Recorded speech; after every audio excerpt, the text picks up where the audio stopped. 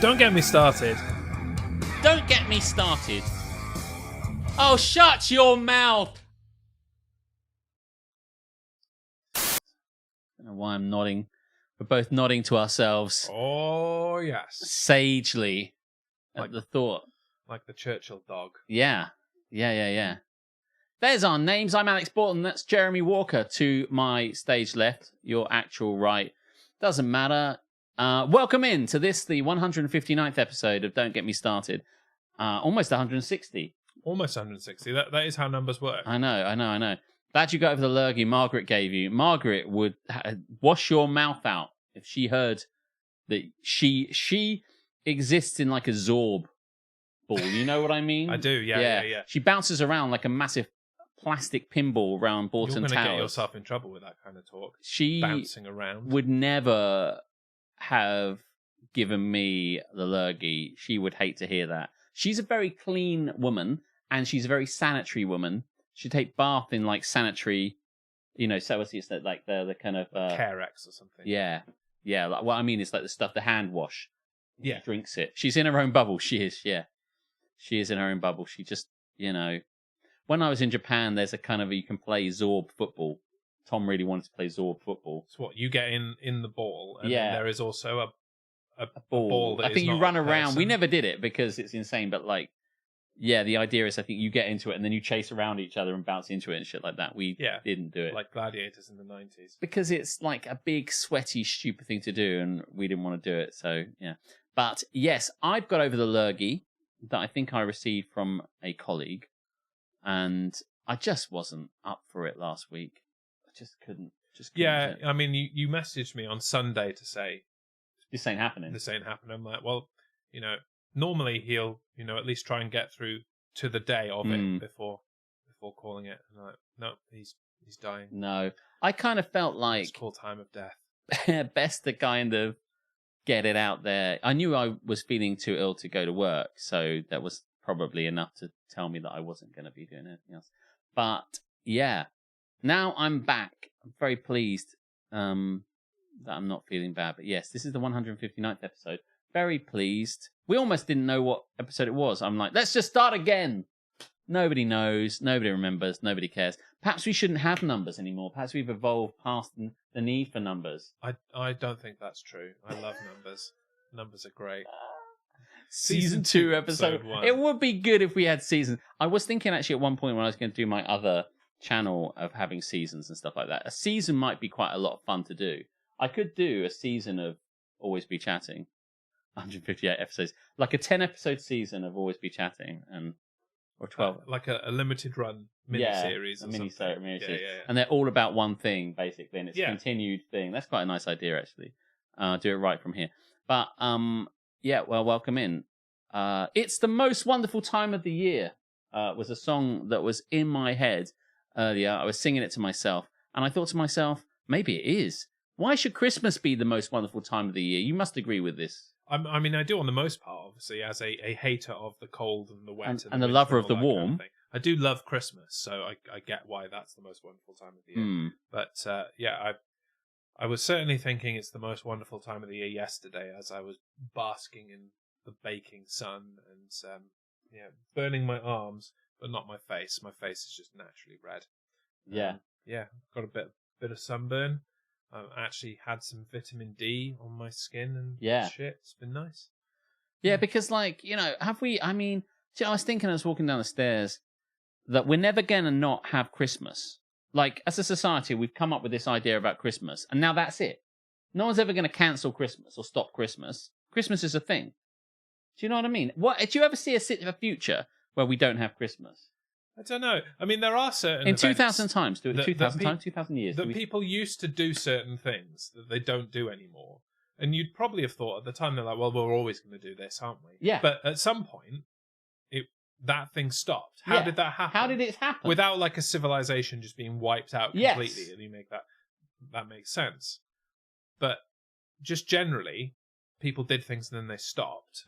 Why? How does that happen? Yeah. And in the Middle Ages and like the Dark Ages and stuff like that, where they did Christmas differently and the things they ate were different, I kind of feel like now we've got to a point where, is there ever going to be a point where people don't listen to Slade Will there be a point in I hope 300 not. years' time where That'd be a someone's very like, sad existence if we don't listen to Slade at Christmas. at an episode, if you watched the Great British Bake Off, and it was a kind of, I don't know, a nearby Christmas episode or something like that, they would go back to say, let's make some food, or you'd see documentaries about what it was like in 724. Yeah. But will there be a time in 2524, if the world lasts that long, where they go, do you know, in 2024, they listened to Christmas Rapping by the Waitresses and Merry Christmas Everybody by Slade and I Wish It Could Be Christmas Every Day by Wizard. And there's got to be a point where we just don't anymore. There are certain things that have kind of dropped out of Christmas that used to be there. Like, people used to drink, like, Rassail. And, like, nobody drinks Rassail. Most people don't even know what Rassail is. I don't know what Rassail is. I don't know what Rassail is. Yeah, but that was a Christmas thing. A very traditional British Christmas Maybe thing. we can try and make... Can we try and make... Christmas like it's 1899. Yeah, I think we should just try and start to get rid of aspects of Christmas we don't like, so we can start that process. Yeah. I mean, I know it's not Christmas now, probably the worst time to take, but I was thinking... Well, planning stages. Now's the time to choose what's getting the chop this year. And what we do is we just kind of say, as a group, we don't do it. Doing that. We're not doing it. Yeah. There must be something we can say, we're not doing it. Just eliminate that aspect. We're not doing it. It's not part of Christmas as far as I'm concerned. Yeah. Until eventually it isn't. And that would be amazing. Think about that as a movement. Think about what you don't want for Christmas. That said no parent ever. I mean, I get it, but like, I mean, unless you have kids, I don't think there's any real, fuck it, who gives a shit? Anyway, welcome him. TLDR, Jez got the D. Yes, in the Big sun. time. Yeah. Big time. Yeah. It's been a very musical weekend because I've been to see 2 musical things, and it's music in May in Folkestone, so they're doing lots of music everywhere, really. Yes. So that's nice. We went to see a thing at the Leeds Cliff Hall yesterday, and I went to see Duncan the Singer perform Duncan the Swinger, because he did big band and swing. I'm sure he doesn't want to be known as Duncan the Swinger. And he fucked some other people. While his wife he wife swapped. Yeah, keys in a bowl, whilst singing "Fly Me to the Moon." The lady is a tramp, he said, and that's how the whole thing started. And that's how it ended as well. That was the end of his swinging experience. They kicked him out after that. Yeah, that's why the lady. Talk to my wife like that. No, I was just singing. Oh, okay, fair enough. I get a kick out of you, he said as he booted him out the door. Like the Jazzy Jeff on the Fresh Prince of Bel-Air. Yeah, Uncle Phil style. Do we have a word to describe Duncan? Harmstone, it's been a while. I don't. Do we have a? Is there some? There must be something. If we can search the annals, I'm sure there's something here. There's annals when you're talking about something, but let's have a look. Let's see whether there's anything at all that we can. Oh, this could be it. Oh, let's have a look. Oh, yes. Yes, that is it. Bring him back down to earth. He's been insufferable this weekend, actually. Has he? Yeah. In a good way. But that is nice to... Let's bring him down a whole peg. Yeah, let's not let him a whole peg. Too egotistical. Yeah, take that peg out of this one and then put it in the hole below. And then put it inside him as part of the right up him that we discussed. Yeah. Yeah. Give him some pegging, that'll bring him down. He's legitimately good, and as a result, and he's sexy and he knows it, and he's been we went to McDo yesterday and he was like, God, what a weekend, I'm amazing. And I went, oh God, I hate Duncan so much. I regret putting out a nice post about him on Facebook yesterday. Now I've heard this. I thought, you probably need some, validation that everything he's done this weekend has been good. Yeah. And so I threw something out there on Facebook. And I put something as well. Now I'm going to go and delete it. Yeah, get rid of it. Fuck Duncan. Get rid of that guy. Correct. 159 bits from Will, thank you very much, and gifted a lovely gift sub to Welsh Down and resubscribed himself. And he's a resubscribed machine. Has been subscribed for 18 months. So 18 I guess that months? means that we've been on this channel for 18 months. Ah. See, the problem is, Will, is you have to keep subscribing because you're like the measuring stick. Yeah. If you miss one, we're going to think, oh, we've only been on this channel for 2 minutes. So you've got to Where would we be without Will? Probably on 2 months. Would have been on this channel for 2 months while having actually been on this channel for 18. I didn't see Will I presume he was there, at Duncan's live-a-thon. I had a look out. I didn't see him either. Right. I saw his brother. not him. I looked out for all of the regulars, as it were, and barely saw anyone. So either they were avoiding me, which is entirely possible. I am a cunt. Or just didn't cross paths.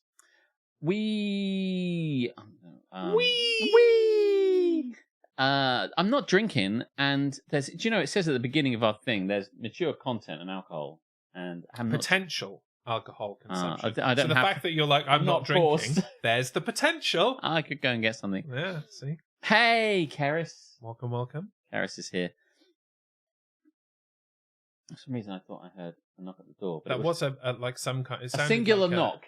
No one just knock. Bomb. I'm gonna now. Yeah. Do you know what I mean? Like, that's another thing. I saw this TikTok video where it says a person's about to knock at the door, and it says, when you realize you don't have to raise your hand to knock. And he kind of just like keeping his hand down by his side, just goes, knock. Yeah. Oh, fuck off. That's going to haunt me. How do you feel about that? That is going to haunt me. Will you now? I mean, being up here, yes. You have more arm in yes. it, don't you? So if you want to knock hard, you have to be up here. Yeah, because I don't think you can knock. You're not you don't get enough knocking. You do have to lift your arm. I think that person's probably... Okay, I can sleep again now. It's all right. And you maybe should try it. Yeah. Or just walk up to the door and just headbutt it.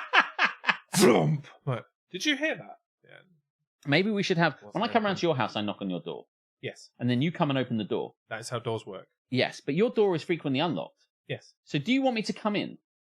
Or do you... In what circumstances should I not come in? Do you know what I mean? Because if I'm coming around and we're going to play Ticket to Ride, should I just walk straight in? If you are expected, yes, come in. I should just come in. If you are not expected, yes, don't. Yeah, well, I had that second one. That one could be interesting. But, like, do you know what I mean? Like, if you know me, Mo, Aletha, and Hannah are going to come round for, like, Ticket to Ride, why make you come to the door? It's a good question. Do you know what I mean? I should just open the door. But it feels rude. But can we just agree that I'm going to do that? Yeah, if you were expected, just walk in. Okay, thank God for that. Yeah. I'm just saying it can work for your houses too. If you're, why? I'm sure that I must talk to Aletha about it. I mean, if I don't want you to come in, the door will be locked. Yeah, right. Okay, there you go. A bit like the kind of, like if you don't want to hear your phone, you'll turn it off at night and... Take it off the hook. Yeah. Take the door off the hook as well. Just take the full door. And that won't help. Then I'll be able to definitely walk in. That'll be the opposite. That wouldn't help at all. No, that'd be worse, if anything. Yeah. Yeah, I think... I can't remember what it is. Aletha was talking about a mum or a granny who said that, like, when we went around for Christmas and they said, like, they expect us to kind of ring on the doorbell and wait. And I'm like, but they know we're coming. Can't we just go in? And I think they were like, they're very set in their ways. Like, there's a different kind of philosophy amongst different, like, cultures and groups of people. And generations. Like, Nana Kay, my mother-in-law, yes, is like, don't knock, just walk in. I'm like, I'm not really sure about that. Right. I don't because that's not how I was raised at any point. But if you watch enough Neighbours, they just walk into each other's house. In sitcoms, people just walk into the house, then the studio audience applauds. Yeah, because someone comes in and goes, "Ayo," and everyone goes, "Hooray!" and then like, "Oh, you again, huh?" But like in Neighbours, they were always forever coming in the back door and going, "Oh, hey, Anne Robinson, how's it going?" And it's like, "Oh, I don't know," like. So I got the impression that people just came in the back door all the time. That's the thing, though. In Neighbours, nobody's ever just got out of the shower and is sat on their sofa naked in a towel, are they? I mean, that would have been, Kylie Minogue had that happened in that, The ratings would have gone up. Oh, you better believe it. It was a popular show, but that would have made it more popular. Mind you, at one point they had Holly Valance in it. Do you remember? I wouldn't mind having Holly Valance sat on the sofa coming out of the shower. Yeah. That was, that's. Everybody needs good neighbours. Yeah, fucking Toadfish coming around, walking right into that one. All right. And she's like, "Ah!" And then just like, but not quite fast enough. That would have kept Neighbours on the TV. Holly Valance hasn't done much these days, has she? No, she did one thing, I think. The last thing I can remember her being in was as a Russian prostitute in Prison Break. Wow. Really? Yeah. I didn't know that. She was part of Michael Schofield's escape plan. Was married to Michael Scofield to get a visa. Was he the main guy? He was the guy breaking his breaking brother. in to break out again, to break his brother out. Yeah, Man, that's some hubris, isn't it? It's like, yeah. I mean, he was hubris. That's basically what it was. What's the plot of Prison Break? That his brother's in prison, he breaks in to break him out. Yes, his brother has been framed for a murder he did not commit and was on death row. Oh shit! That can take a long time with stays of execution and stuff. Yeah, not when you've got the man getting executing him quickly so that they can't blame it on the actual person that did it. Yeah, so he has to go into prison. To break his brother out before he is executed. I never watched it, but it does sound, and presumably, it's been a long time. Presumably, they are successful and they get out. Yes. Okay. Yeah. It's been out for like 20 years probably right now. It has been about 20 years, actually. Yeah. The first season of Prison Break is incredible. Right. The one where he gets in and gets the brother out. Yes. Presumably is encompassed in season one. The second season is them on the run. Okay, sure. Because they're not going to let that one lie, Jeremy. Yeah. They're not going to be okay, you got out. I think they probably should. If you get out legitimately from prison, I think that's fair, right? I think that's fair. If you've got out, no one should chase you. But anyway, they do chase them. They do chase them. And even the FBI gets involved to chase them down and all that kind of stuff. And then from there, in season 3... They get caught and go back again. They do get caught and put into prison, but in like Panama or something. So they're in a real kind of like shitty jungle prison where like people are just beaten and raped out in the square and left for dead, and their cells aren't really cells, they're just kind of areas slightly full off to the barbed side, wire and guillotines. Yeah, and it's all like that. And that was the point. I'm like, oh right, it probably could have been good, but that was the year of the writers' strike, and so they might still be there. It just went off the rails, and then they did get back out of that again, and those guys. It was really about the whole conspiracy in the 4th season, and went off. I never watched any of it, obviously. Yeah. I did enjoy the whole thing. I'm probably like one of the 2 people in the world that enjoyed the whole thing, but it did objectively kind of go down across the course of it. It's a problem with TV series sometimes. They just... The problem is the first season was so good that it really did peak. Where are you going to go from there? Do you know what I mean? Sometimes if you've got a series that's like that first season... The first season was all about the entire plan, obviously. And so there was heavy writing in terms of making that all work together. And there was no way that he could have a plan for being on the outside, because the outside is a lot more random and less regimented. And weird. She's taken a political turn. Holly Valance. What does that mean, Harmstone? She's turned to politics. Is she a huge... Well, she's Australian. So presumably she's running for some sort of Australian office. I mean, nowadays when people say she's taken a political turn, is that, yes. She's become quite right-wing and is saying racist, outrageous things. She lives in the UK. Oh. There you go then. Oh. I mean, I don't want to objectify her, so I probably shouldn't. But her whole thing was kind of looking sexy and dancing around singing songs. So... I'm sure I can forgive her a certain amount of right-wingness. It's hard to forgive Thatcher. It's a if bit Thatcher like, had been bitter, I'd have been okay with it. Is what I'm trying to say. It's a bit like the Confederate flag at the party. What party favours must be on the table for you to accept the right-wingness? What are they serving that would make you stay at the party with all of the racists? Yes. Oh yes. Nugs, probably. I mean... Nugs is quite a low bar. That is a low bar. Well, I really wanted some, I think, maybe. But actually, what would I really want? If Aletha's not there, like maybe chicken satay, or... I have to think about that. Pizza. She said she's voting... Pizza. She said she's voting reform. What? Electoral... I don't know why we're getting into this. Electoral reform. They tried that before. It's not going to work. No, there is a party called Reform, which is basically the new UKIP, I think. Oh, okay. I don't politics, so I don't know really what that means. Maybe we shouldn't get into it. Yeah. Okay, fair enough.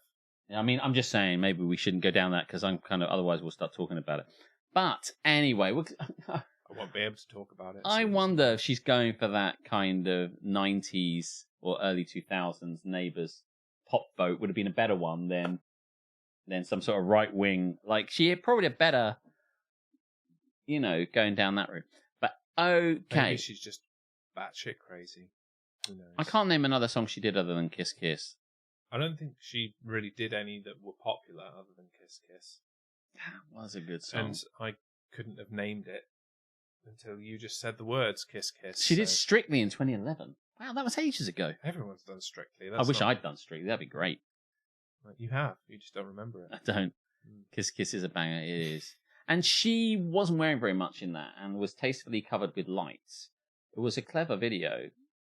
Do you remember this at all? No. Right. Well, watch it later. Okay. You don't have to ask me twice. Because, I know it very well. I know. I remember it. Ah, yes, I remember it well.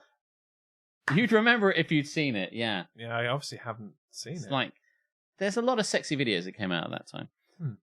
Shall we move on to This Is Happening? Yeah, let's do that. Right. So you're going to introduce it, and I'm going to try and guess your cadence to get the Sting to do it at the right time, because mix things up a bit and get some drama. Now is the time for us to do This Is Happening. In a world filled with haps and naps, two men have risen above to bring you This Is Happening. That wasn't too bad. That was all right, yeah. This is happening. Very slight delay, but yes, within acceptable margins, I think. Share with us your things. It's in Discord for your post DGMS delectation. I didn't know we had a softcore porn channel on the DGMS Discord. Oh yeah, that was it. Yeah. So I'm gonna ask you to stay, because tonight I'm gonna give you my kiss, kiss. Something like that. That's kind of exactly how it went. You get it when you got it. Yeah. I did. Yeah. Every channel is a softcore channel in Discord. This is happening. So much shit's been going on. I feel we're talking about it already. The summer's finally here. It's May. People think, and then it gets rainy and stuff. But we're not quite there, but we're edging towards it. Yeah, always edging. Yeah, constantly in a state of edging. Towards some decent weather. I wonder who the first person was to discover actual edging. But they just there was a point in time where everyone just wanked normally, and then did someone just forget one time and just went, oh, shit, it's been an hour, and this is amazing. Somebody must have got to that point and gone like... I think it was probably that they were interrupted or something. Like they were on the verge of coming, and then somebody knocked the door. Someone knocked the door. Was that a single knock? Okay, I guess. For God's sake, I guess I'll wait. Who was it? Oh yeah, no, I'll sign for that. Yeah, absolutely. Okay, God, gotta start all over again now. And then they'll just get to the edge, and the mum will call, and it's like, oh God, this is the worst. I can't have you in my head. Stop. Answer the phone. Hi, Mum. Yeah, no, not out of breath, actually. Just had to sign for something. Gone down some stairs. Yeah, what can I do for you? And then just kept doing that. And by the 8th time of some random interruption... They realised that it was quite fun stopping and starting. Yeah. Yeah. And someone comes to their front door without knocking. And like, oh, shit, I better go fucking hell, shit. Oh, God. It's too late at that point. That wasn't edging. If anything, that would push you over. Yeah, that's going. Yeah.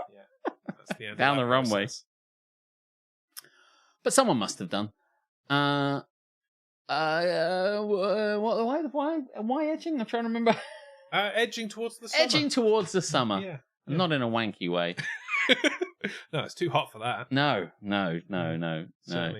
Certainly too hot and sweaty to be doing that kind of thing, let me tell you. I feel like it was a song I heard in Egypt.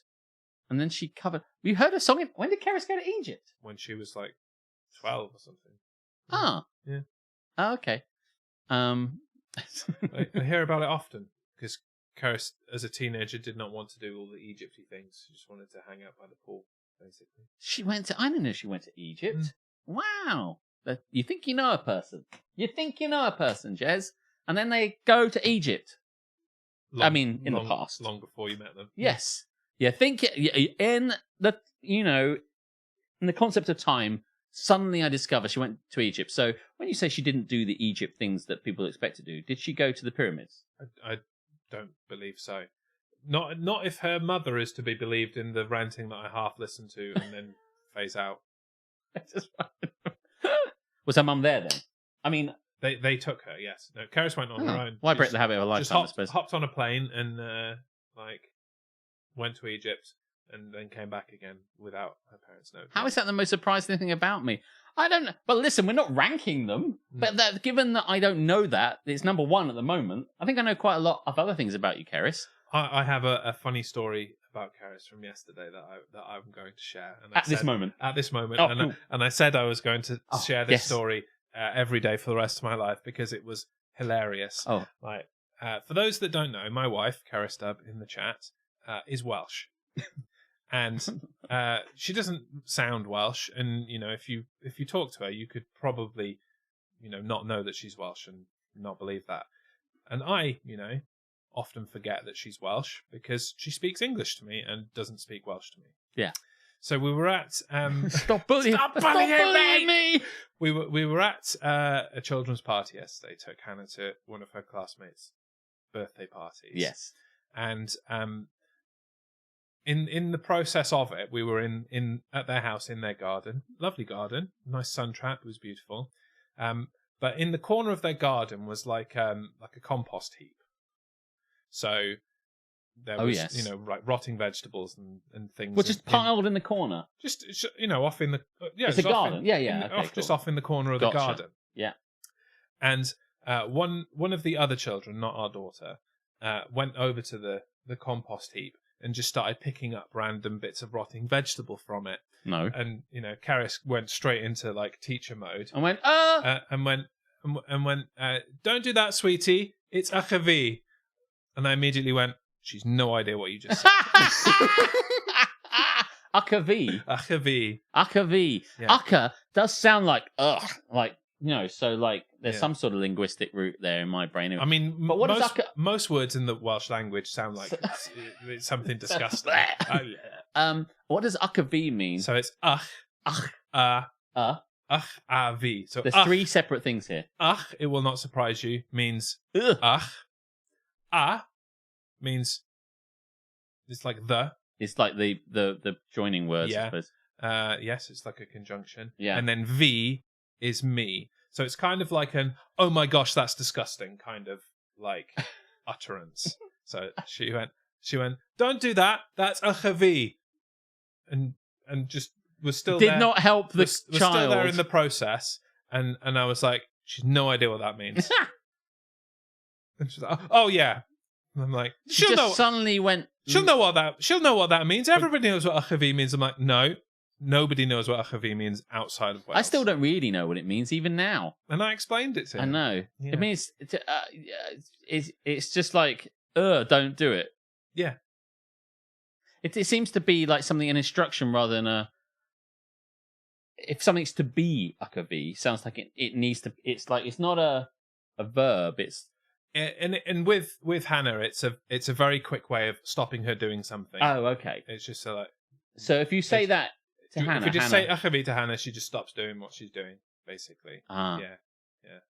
So, achavi. But this child just looked at her like she was like, "Hey, look!" But it stopped her in her tracks. It did stop her in her tracks. Eating a rotten lemon. Welcome in, Ali. Law. Yeah. Hello, Ali. You've got a subscription from Will.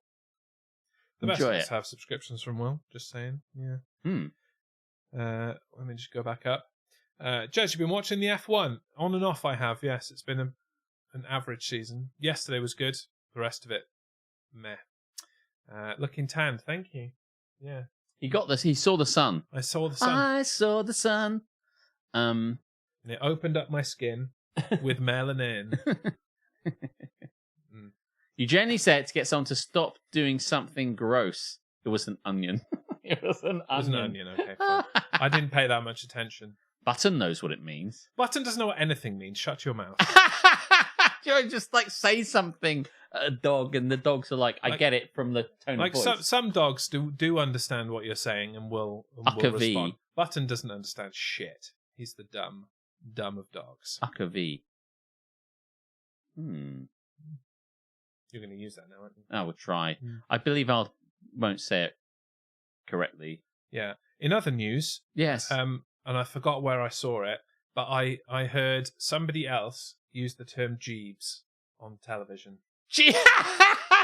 No, you didn't. I did. I can't remember where it was, but yeah. Was it someone reading out something that Keris had sent in? it was late at night because obviously I'm up way later than Karis is, and I was watching TV, and they were like Jeeves, and I'm like, oh, must make a note of that and for later, but then I didn't, and it was like, was it an advert for a search? No, engine? that's Jeeves with a V, and it's probably dead now.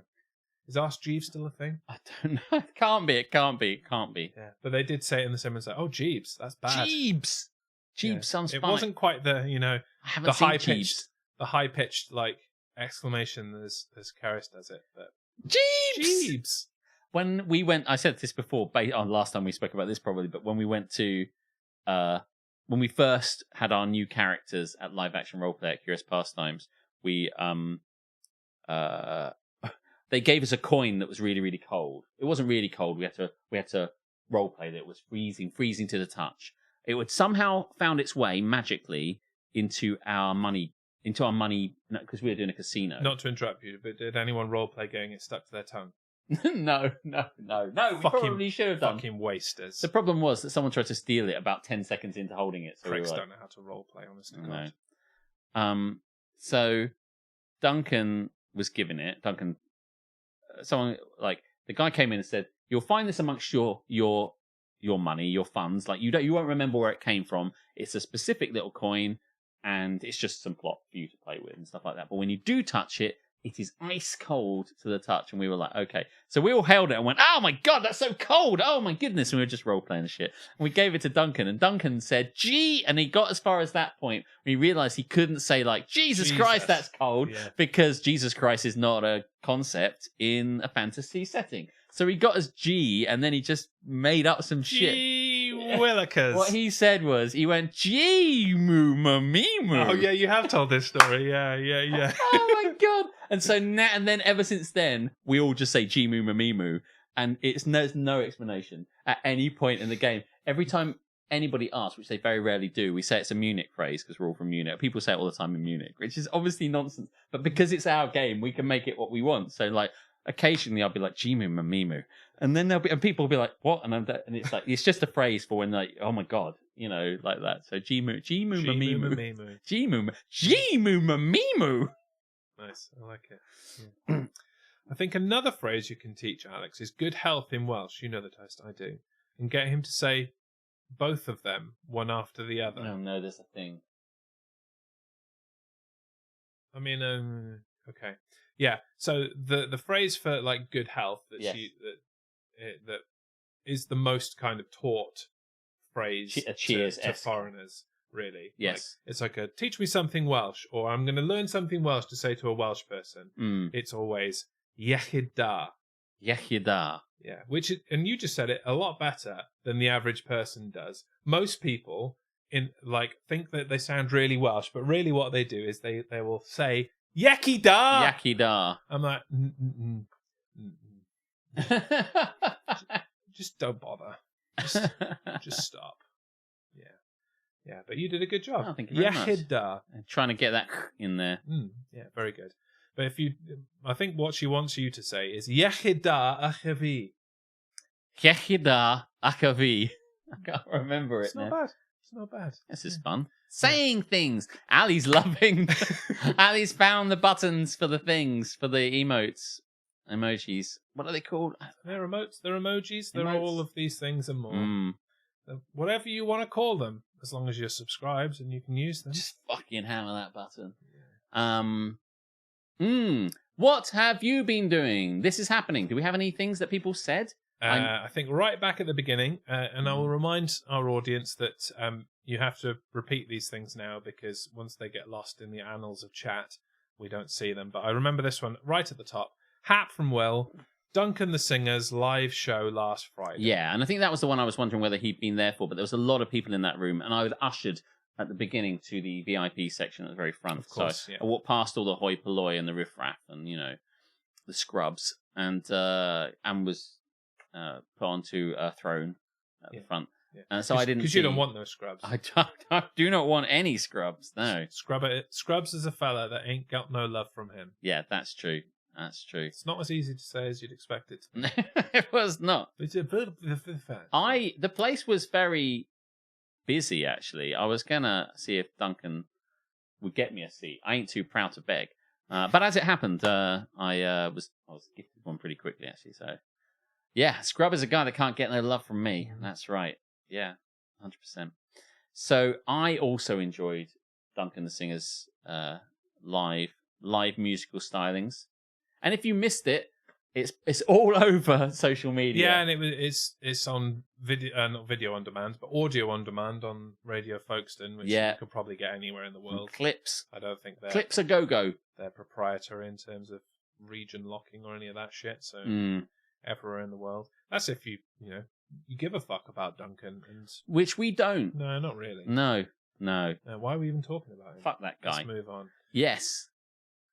Yeah. So obviously, in the last 2-3 weeks since we've been on, yes, we've had Eurovision. Oh yeah.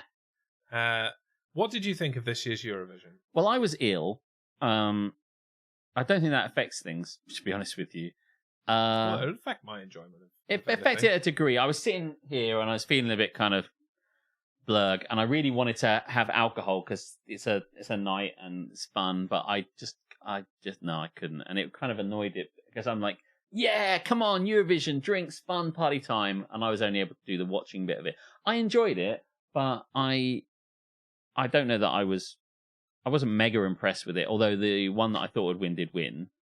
I was going through all of it. I'm like, I haven't seen one yet that I've gone. There was a lot of mid in it. Everything was pretty mid, including the one from Switzerland that won. I felt that was distinctly fine. I don't think it was the best thing I've ever seen, but I felt for me it was one of the best things I'd seen that night. And I also knew that he put a lot of effort into his kind of round. The prop that he was using was a very clever kind of simple thing that he had to take quite a lot of. It was like a centrifuge that he stood on. Yeah, and sometimes it would tilt for him, and sometimes it would hold him up. And I would thought it was quite a neat little gadget for something which I hadn't seen. Our song was fucking terrible. Shit. And the UK's entry was bad. Yeah.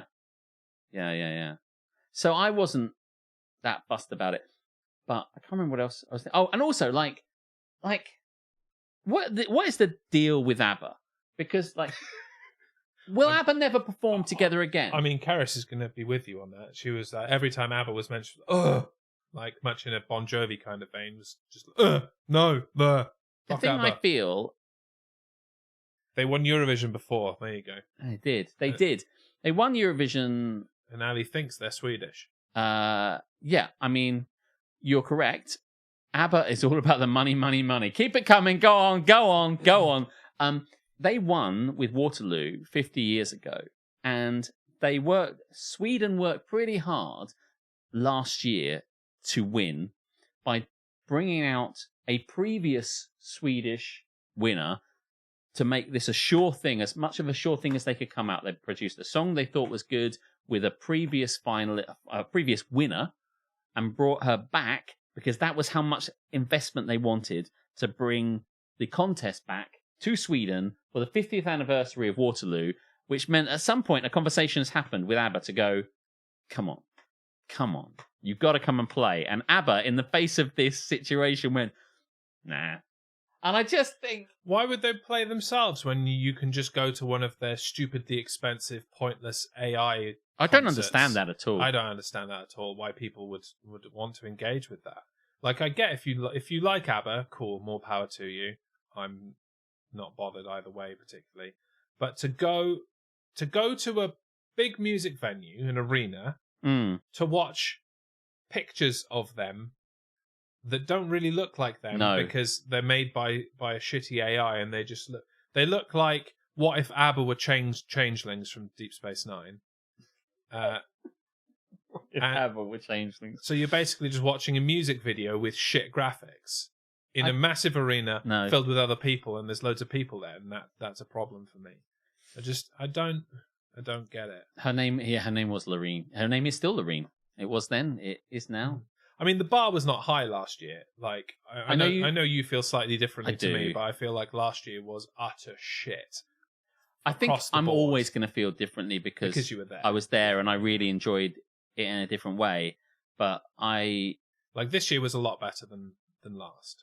sure. I think for me, there's a lot of stuff coalescing in my brain about the Eurovision Song Contest, and there's a lot of stuff which is just very samey, and we almost get the same sort of acts. Like a lot of people who look quite pretty can't quite sing, trot out a song which is all right, and there's like about 10 of those, and then there's a couple of people who do some sort of rock, one extreme rock, and then a few kind of dancey stuff, and a couple of decent ones, and I kind of feel that's the kind of packet when you open it up. That's kind of what you get in it.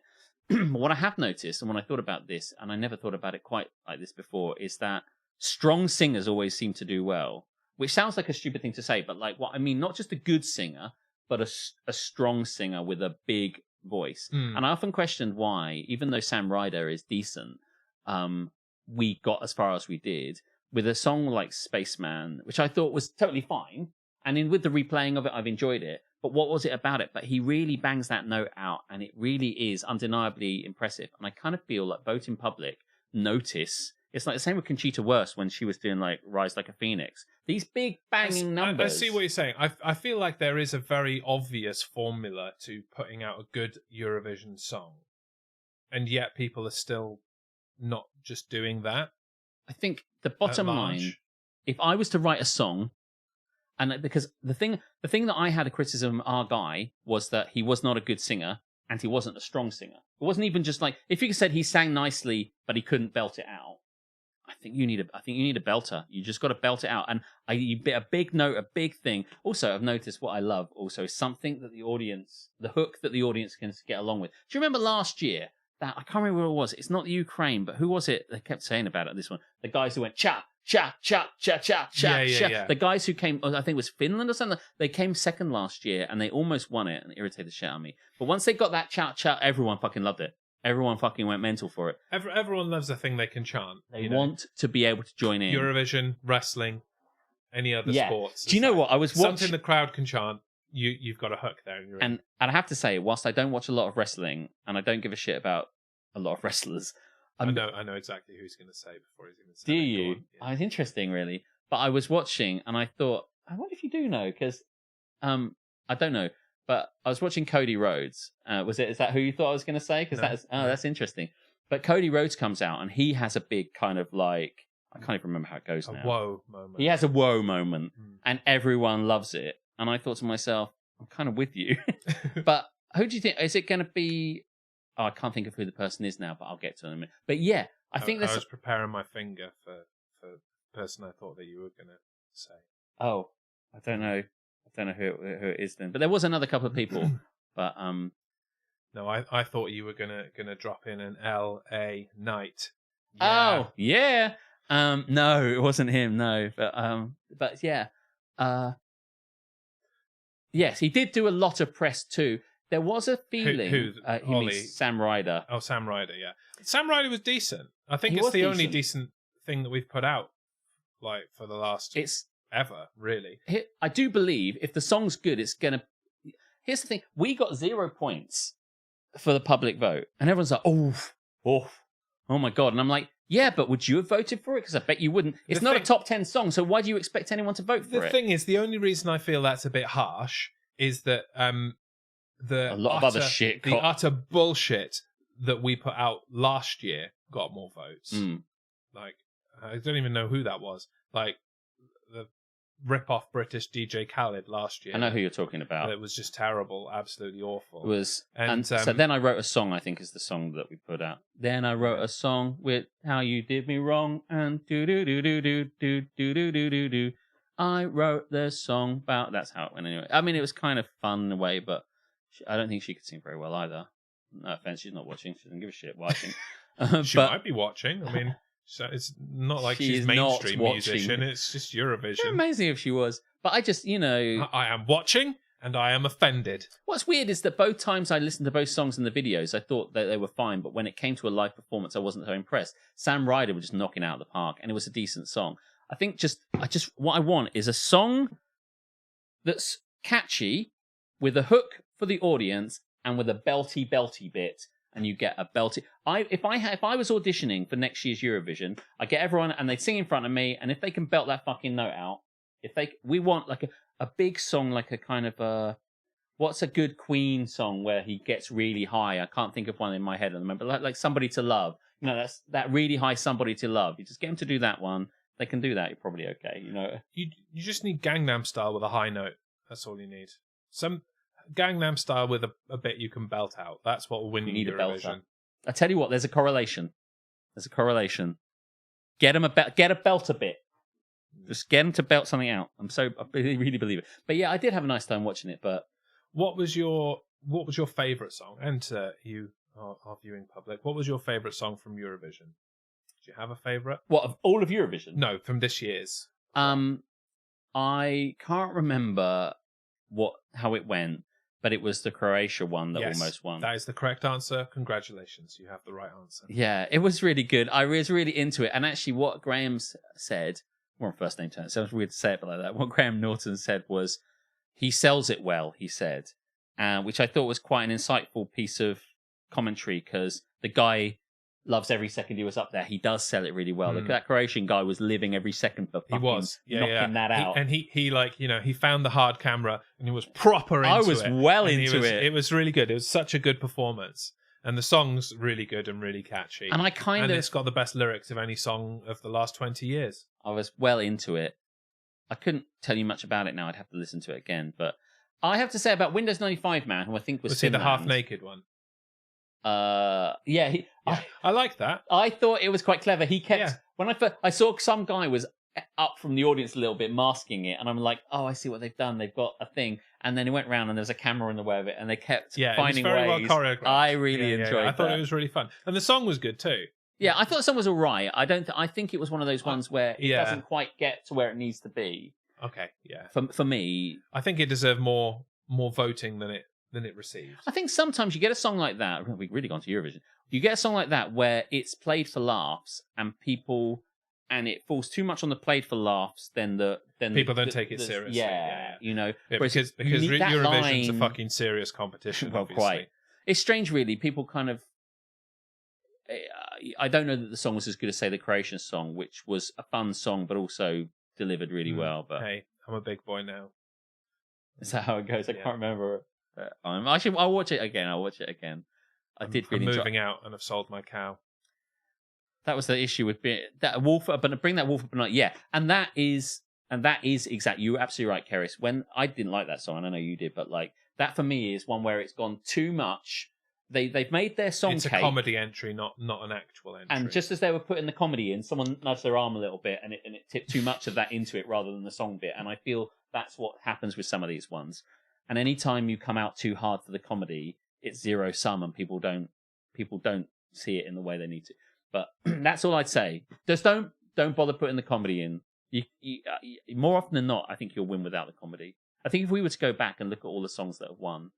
Oh, I don't think a comedy song has ever won Eurovision, is it? No, I mean there's been some like, you know, really kind of rocky ones. Yeah, and some tongue-in-cheek ones. Yeah, but not full out no comedy ones. I don't think. Don't do a comedy. Not that I'm an expert on Eurovision. What was it Ali said just now? Hang on, let me see. I wouldn't have had you down as a Eurovision fan. We've kind of converted him. You did convert me. I never used to be, but when I realised it was another opportunity to have an opinion, and offer some kind of critique, I was all in. Yeah, so many things. And they gave me bingo, and it was just a fun. And we had some alcohol, and I drank. Yeah, yeah, it was great. Yeah, and I would have come around this time, but I was not getting off this sofa. That first year where they converted me was like the best year of Eurovision, objectively, for the last few years. So yeah. Shall we move on, please? From This Is Happening. Yes, yeah. Now. It's already 10 to 9, and we've got a few segments to go with. But Let's go. I think I'm going to revive a segment that we have done only the one time, and then we didn't touch it again. It's the segment that I like to call Pretty Boring. Dooby-doop, doop-dooby-doop. I thought it was going to be like, even though I've forgotten, which is why I don't remember, but there's a song by the Sex Pistols called Pretty Vacant. I don't know if you know it. I do not. It goes, I'm so pretty, you're so pretty vacant. And I thought it was going to go like that, but with boring instead, but it didn't. And, you know, let's move on with what's in the segment. Cool story, bro. Yeah. Thank you. Pretty Boring is the segment in which I go out into the world and I find things that are just pretty boring. I want to film you. We should film frankly. you in the world. In the world, just looking for boring things. Looking for boring things. I mean, most of the time, they're on the internet. Traffic lights. Fucking traffic lights. I mean, I do have very boring thoughts while sat at the traffic lights, yes. So, my first entry in this edition of Pretty Boring, when you consider, us and the people that we interact with, I think it's fair to say that amongst us, we have some pretty boring hobbies. Or at least hobbies that other people would definitely look at and go, why the fuck are you doing that? That is dull as fuck. Right? Well, speak for yourself, but... I mean, LARP I would throw in that kind of vein. People, that can't be boring, people enjoy surely. it, but largely probably a bit boring. How can that... You run around attacking people. That sounds exciting. I've triggered him, and I'll move on. No, keep triggering me. You don't want to trigger me too much. You actually want to get what you're saying. But yes.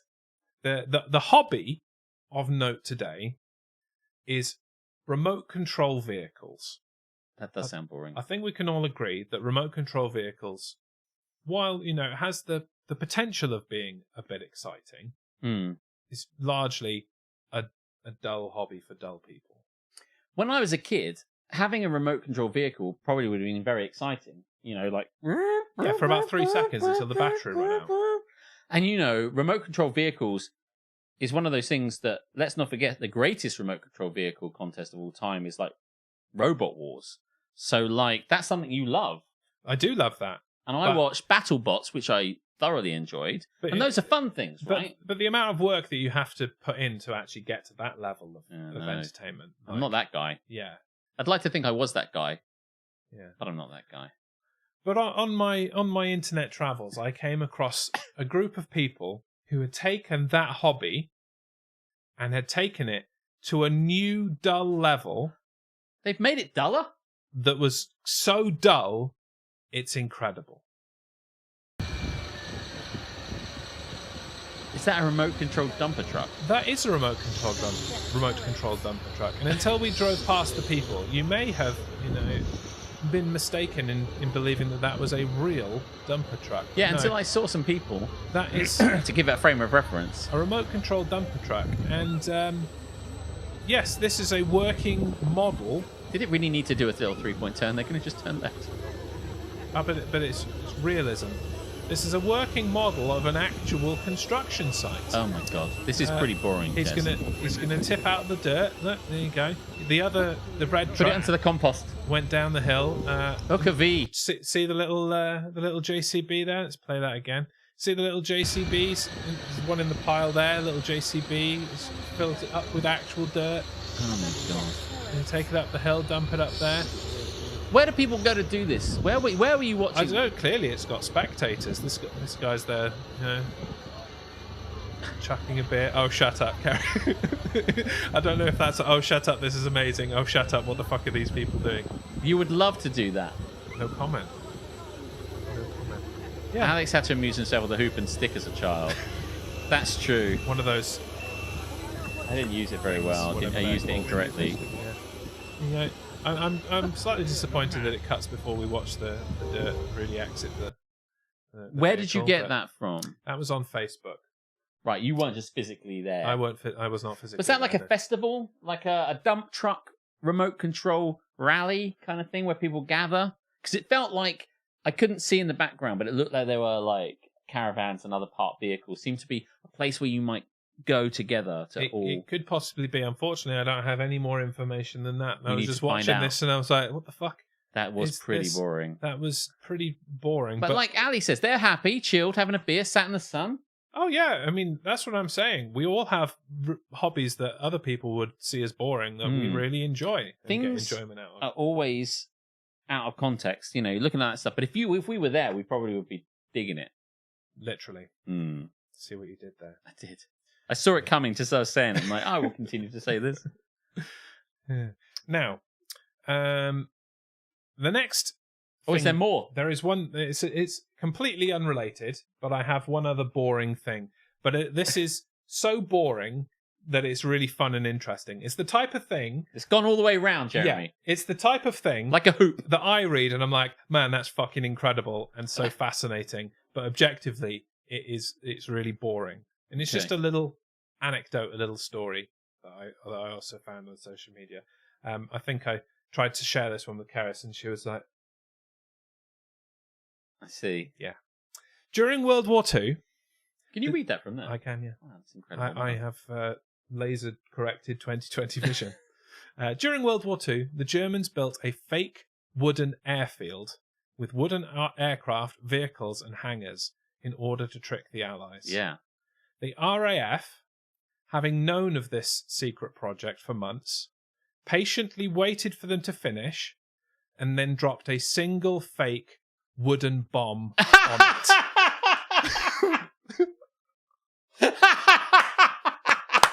Is that true? Citation needed. So. I really want it to be true. But isn't that just fucking incredible? That level of shithousery. That's why we won the war, Jeremy. That is why we won the fucking war. By the way, can you imagine the time and resources spent?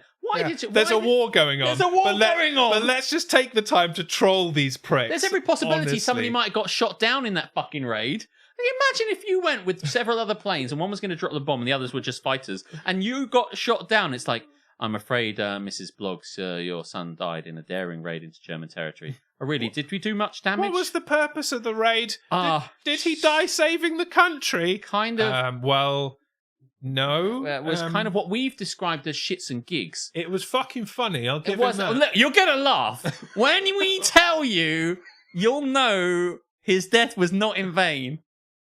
You're going to... I mean... So what happened in retrospect, right? Just hold on a minute. Stop picking tears. Right, I'll cheer you right up. You're going to be... Let me finish. You hear this, let me finish.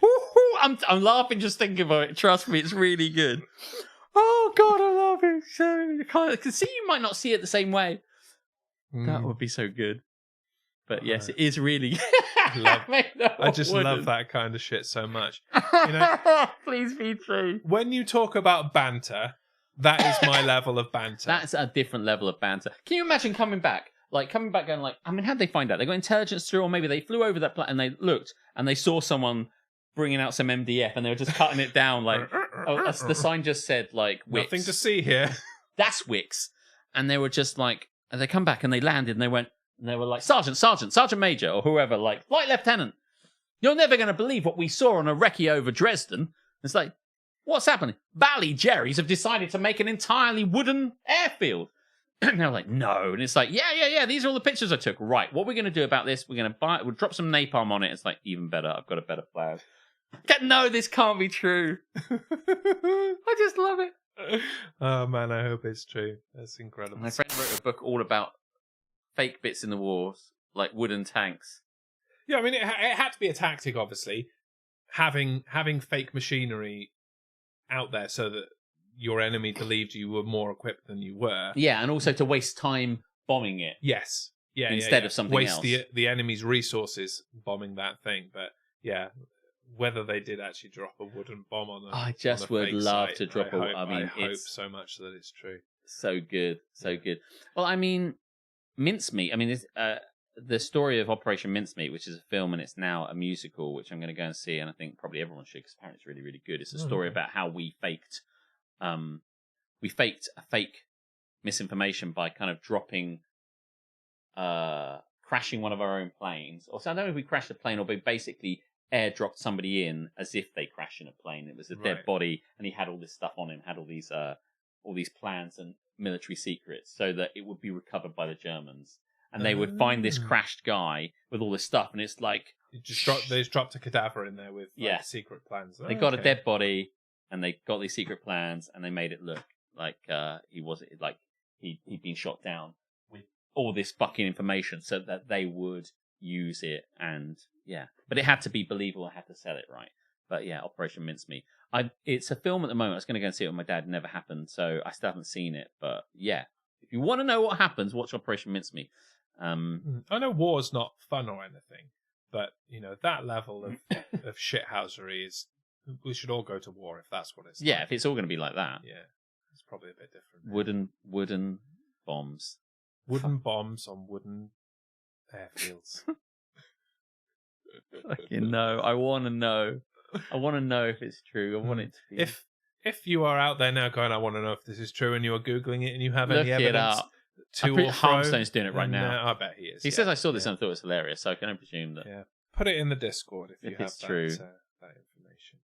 That doesn't sound boring at all. It is the kind of thing that someone's. Well, it is boring, isn't it? They've taken the effort to like put together all of this wooden machinery, and then they've put a wooden bomb together. I mean, it's boring as fuck. It turns out that it's hilarious when it's done with, but the actual process is dull. I mean, conceptually, if you were fighting a war, it's like how much time and energy would you have to have your civilian population set dress or kind of like create fake areas? I mean, there's plenty of people who for whatever reason could not actually go to war and participate. There's still something you can do.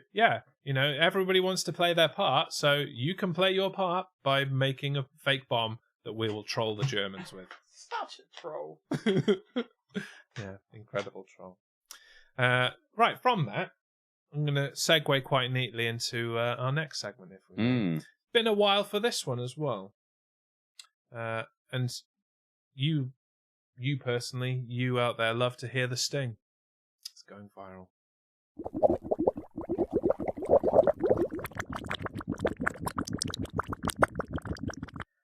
I know that we've just gone into this, but maybe there is a segment we can do. You know, like, is that a fact? Or like Mythbusters or something like that? I was thinking that, yeah. Is that a fact? Is it true or is it not? True? Yeah. We each bring each other true ones. Or false? Yeah. True or false? Yeah. Let's see if we can find some put true a or pin false. in that, and we'll try and do that next week. If you've got one that looks like it isn't false. If you've got something that looks fucking ridiculous, but it is actually true, send it along. And we'll see what we can do. Maybe we should do 2 truths and a lie, and everyone has to kind of guess the fake story. But the thing about that is that you could look it up on the internet, but if you want to play fair, then play fair, yeah, I don't guess. be a cunt. Yeah, otherwise it's easy to find which one is not true. Yeah. Going viral. What is going viral, Alex? Going viral is where something has gone viral, and we're going to show you it. That is pretty much what it says on the tin, actually. Yeah. So let me go back to my little view screen that we have. Oh yeah, here. I like that. So this unfortunately was reported by the Daily Mirror. It could be worse, but it's pretty bad. I'll read some of it and then I'll play you the video that comes with it. Okay. A mum pulled off a hilarious prank on her husband after switching their son for an imposter. No, that hilarious prank. And it took him 20 minutes to notice. I'm going to say 20 years. 20 years. We swapped the kid at birth. Just like, and it's been 20 years. You're going to laugh. It's the cat being released into the wild for a better behaved one all over again. Oh, man, I love that one. I love that one so much. Christy Scott, who shares videos on YouTube with her husband, Desmond, says her partner often gets engrossed in video games to the point that he's never aware of what's going on around him.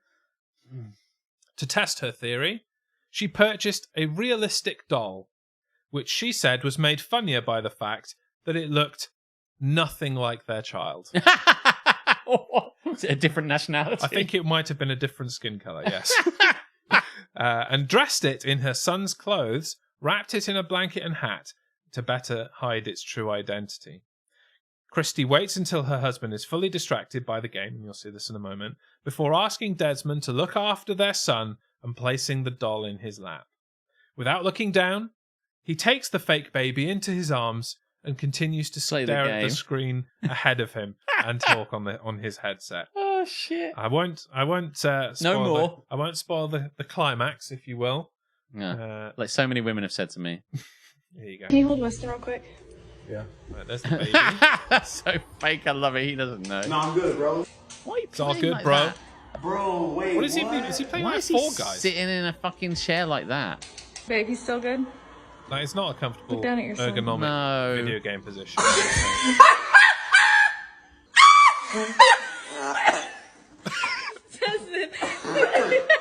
I'll smash brothers.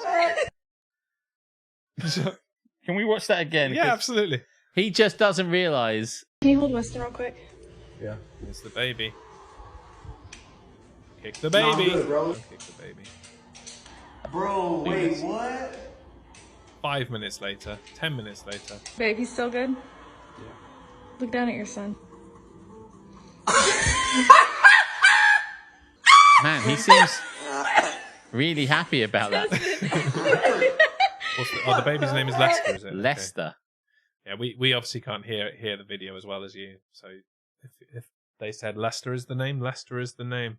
Yeah. After about 20 minutes, Christy asked Desmond, "Baby, you still good? Look down at your son." As Desmond glances at their little boy for the first time, he's left stunned before breaking into hysterical laughter. He does find it really funny. He's not annoyed with her for kind of like highlighting the fact that he doesn't pay He's any a attention. negligent parent.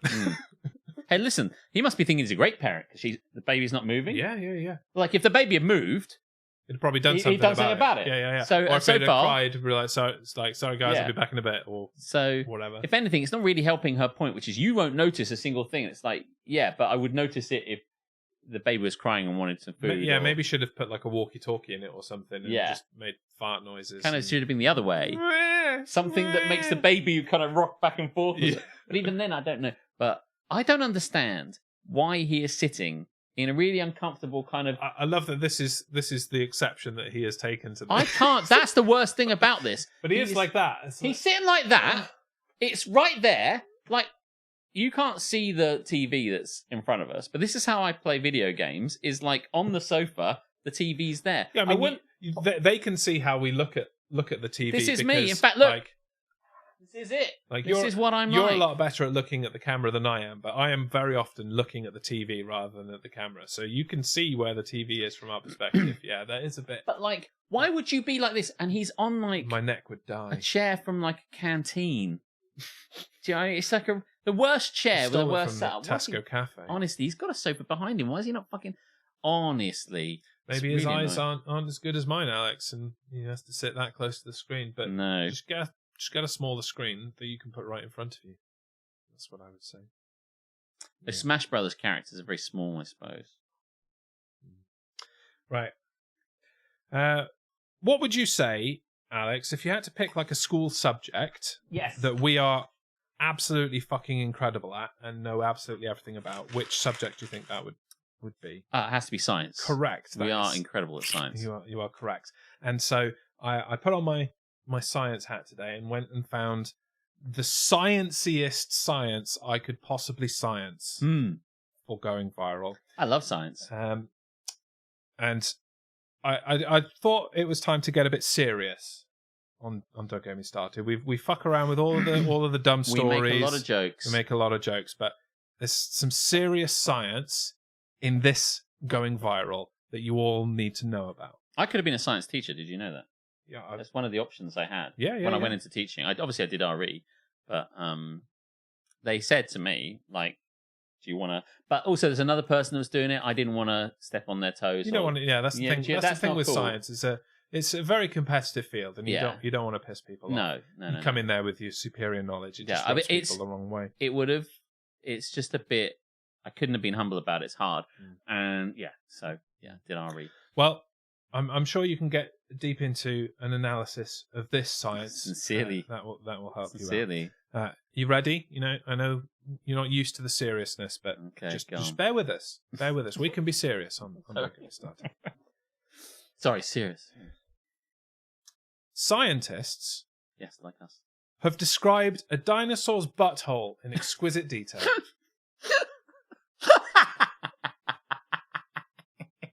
Have they not got anything better to do? Alex, this is serious business. Isn't it?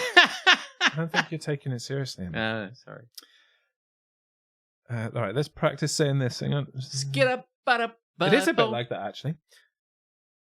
When a dog-sized Psittacosaurus, Psittacosaurus, that's how I would say that. Yeah. When a dog-sized Psittacosaurus was living out its days on Earth, it was probably concerned with mating, eating, and not being killed by other dinosaurs. I mean, aren't we all? Everybody's life. Yeah. It would never have even crossed their minds that 120 million or so years later, scientists would be peering intensely up its clacker. However, that's precisely what they have done, yielding the most detailed description yet of a non-avian dinosaur's cloaca. Is that a word for butthole? Like, this person's got their thesaurus out. Yeah. And Well, I thought the cloaca was the instrument they use that makes the noise in Austin Powers' intro. But they've gone on to define cloaca. The catch-all hole used for peeing, pooping, mating, and laying eggs. the catch-all hole. The catch-all hole. Hey, listen, that hole catches a lot of stuff. Let me tell you that. It releases and it catches. The cloaca giveth and it taketh away.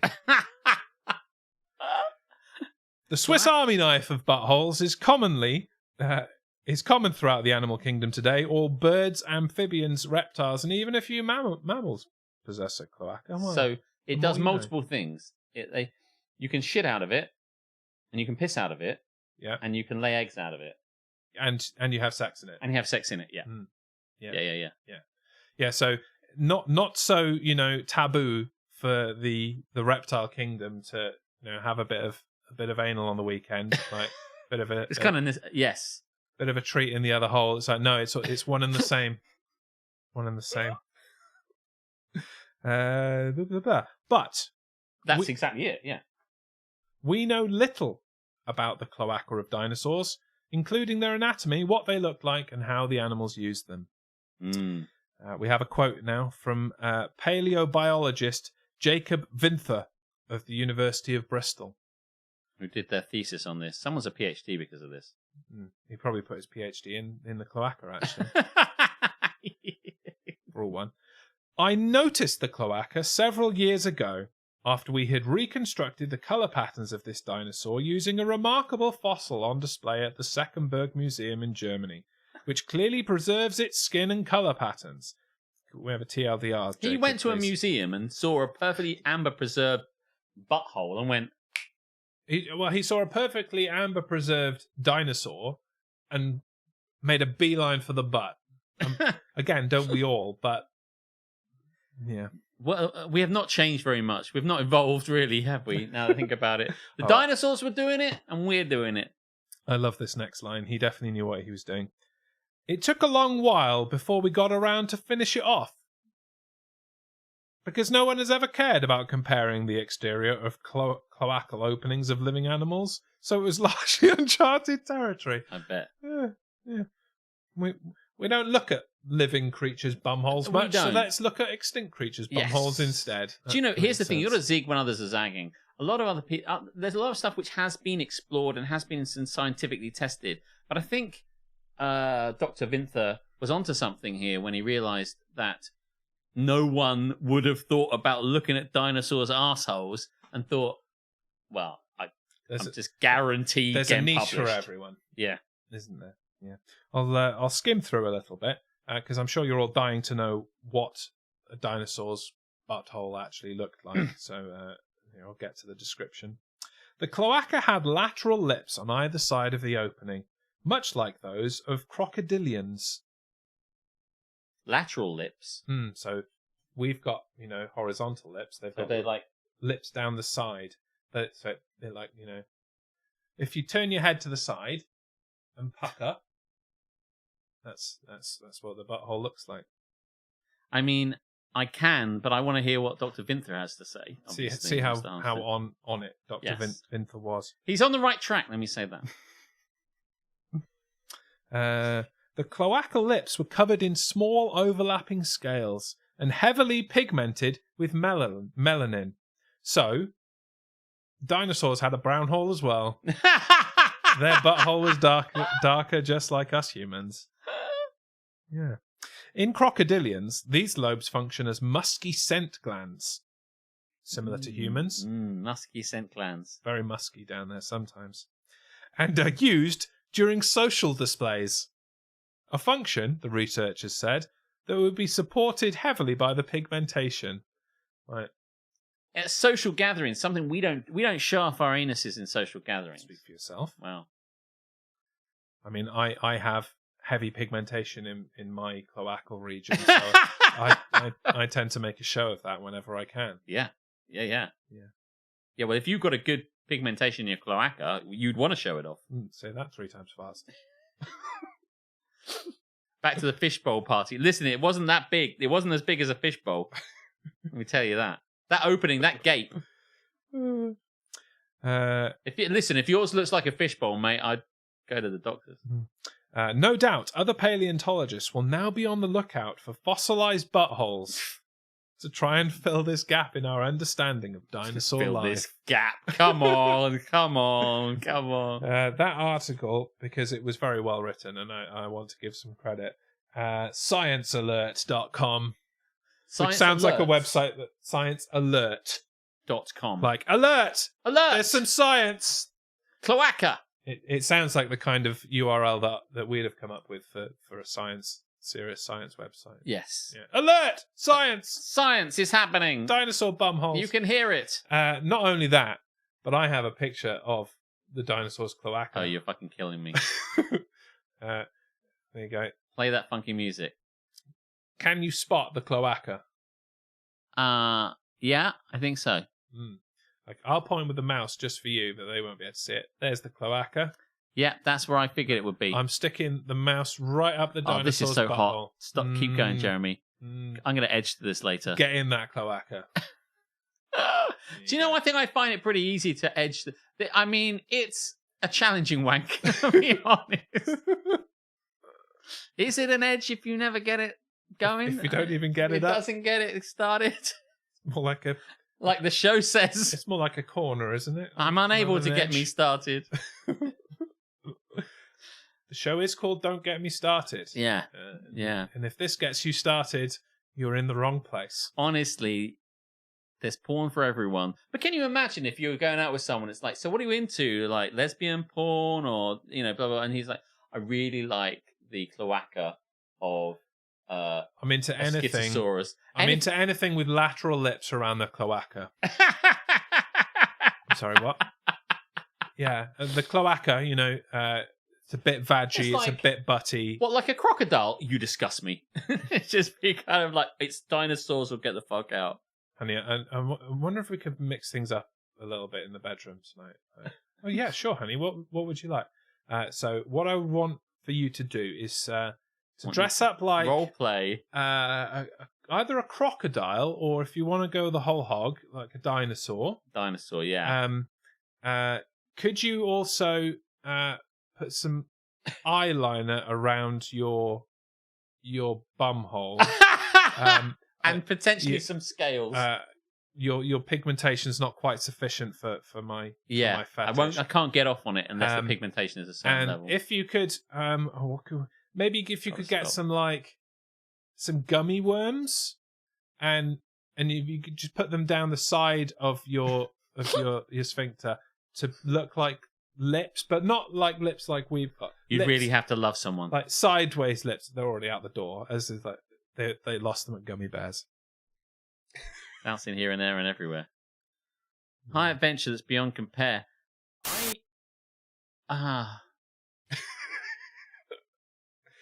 Bet you never thought we'd be talking about a dinosaur's bumhole today, did you?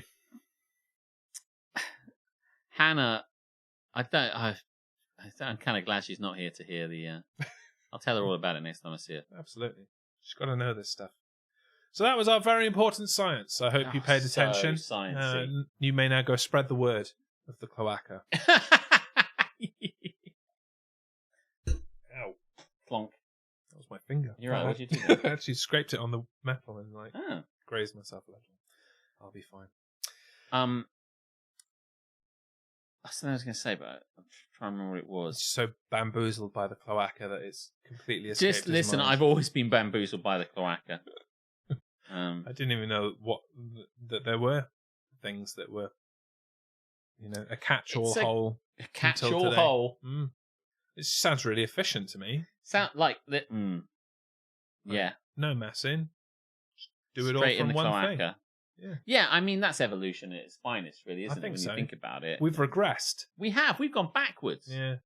We have different holes for different things. We just have one hole for everything. Every hole's a goal, but especially if you've only got one hole. Yeah. Oh, that's the only thing. What was I going to say? Oh, I was wondering if I wanted to put something in the sea, but that's only because I wanted to put those video games that annoyed me in the sea. Oh yeah, I mean you can. I mean, I don't know. I don't know whether I want to put them in the sea or just say how much I dislike them in the end. But I don't know. It's just too much, really. But also the kind of game. I don't know if we've really got a gamer audience on at the moment. Basically. You save it for when we've got we've got a Dr. Fruit audience. bouts and like that. Yeah, I don't know, because it strikes me. I've been playing, or I was playing, No Man's Sky, and I get the impression that he's a No Man's Sky kind of guy. I'd be interested to discuss it when he's here, but he's not here. You've got to know when to hold them and know when to fold them. Yeah. Maybe that is a discussion better left for another day. You know what's depressing me at the moment is that I've watched all of the latest series of The Circle. Did you ever watch any of The Circle? I've watched it in passing. Karis watches it, so I've watched it in passing. I'll tell you what I have watched. What have you watched? And you need to watch it. Oh, shit, yeah. The Fortune Hotel. Oh, yeah, I see this advertised. Yes. It's basically The Traitors meets Deal or No Deal. Yes. So it's so fun. And also, twatty, useless, fucking hopeless British people, obviously, which is the thing that you need in shit reality TV. Is it Mangan? What's the guy's Stephen Mangan? Stephen Mangan. Yeah. I saw something on TV, or saw something which said it's like The Traitors. There's a briefcase. People go out, and I couldn't work out how. If you haven't seen it, people go out. Everybody has a briefcase. Mm-hmm. In one of the briefcases is £250,000. Okay. In another of the briefcases is a card, which is called the early checkout card. Okay. And if at the end of the day you have the briefcase that contains the early checkout card, yes, you will go home. That makes sense. But how will the briefcases move from person to person, Jeremy? So, the rest of the briefcases have got wads of paper that are meant to be the weight of the $250,000, and there are weights in the other one. So all of the briefcases are the same weight, so you can't do that. Yeah. They do... That would make sense. They do challenges over the course of the day. So they do a room service challenge in their hotel rooms where they'll be given some task to do.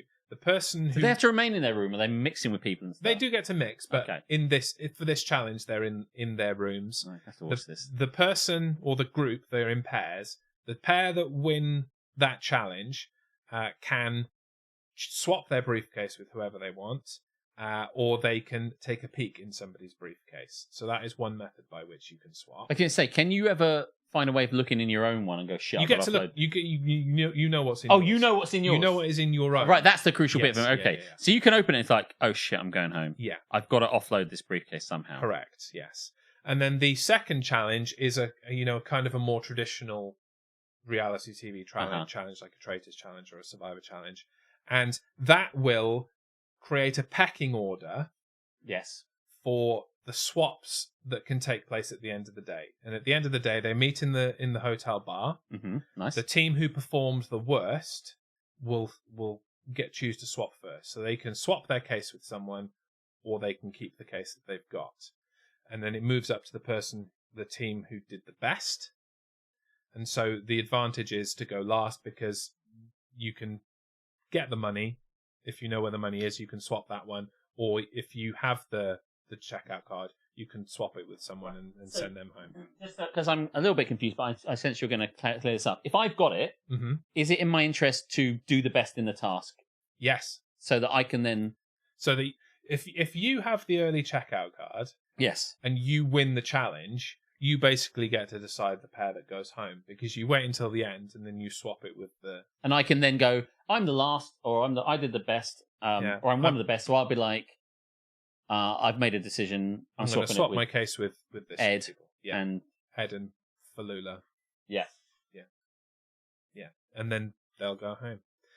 They did add another twist that if you have the money briefcase, you get to skim 10 grand off it. But that was because people were mostly sticking.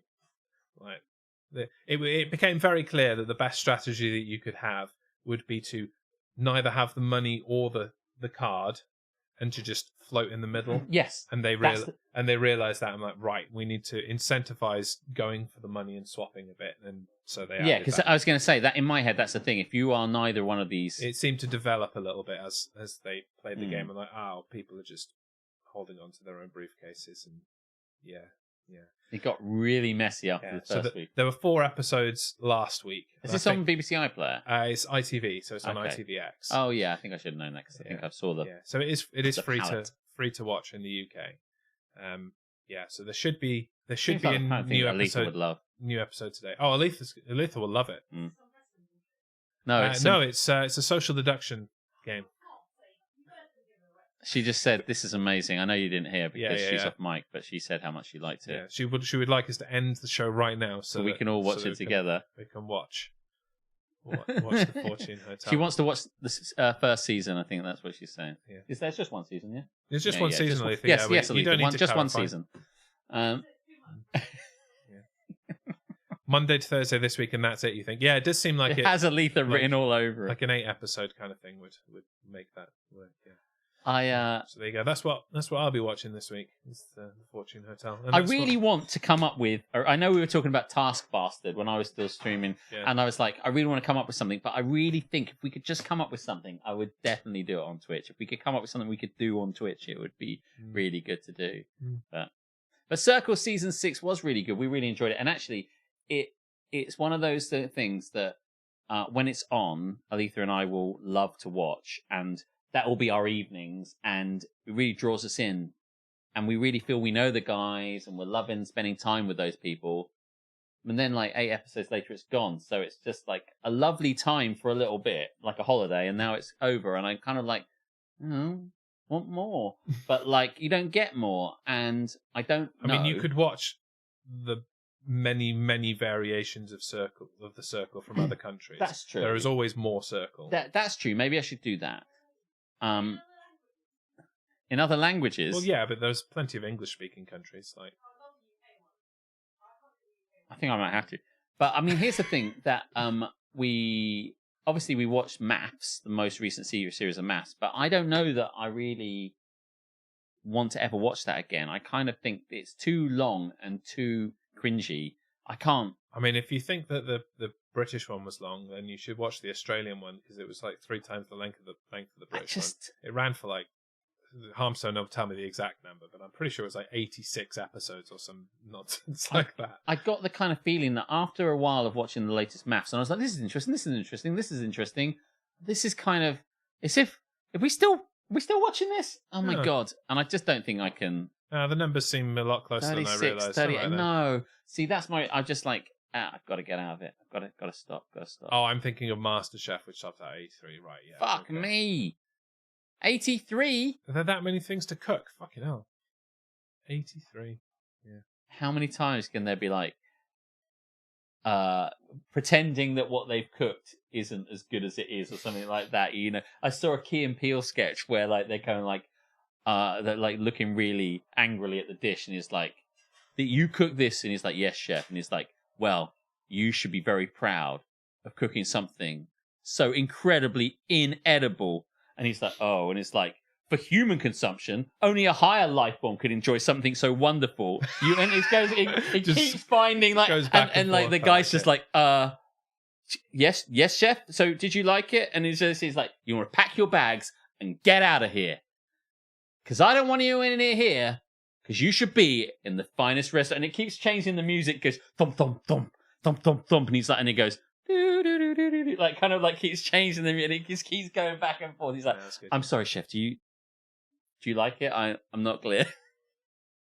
But, oh my God. But yeah, when I was playing a board game called Blood on the Clock Tower. And in Blood on the Clock Tower, everyone gets a role to play.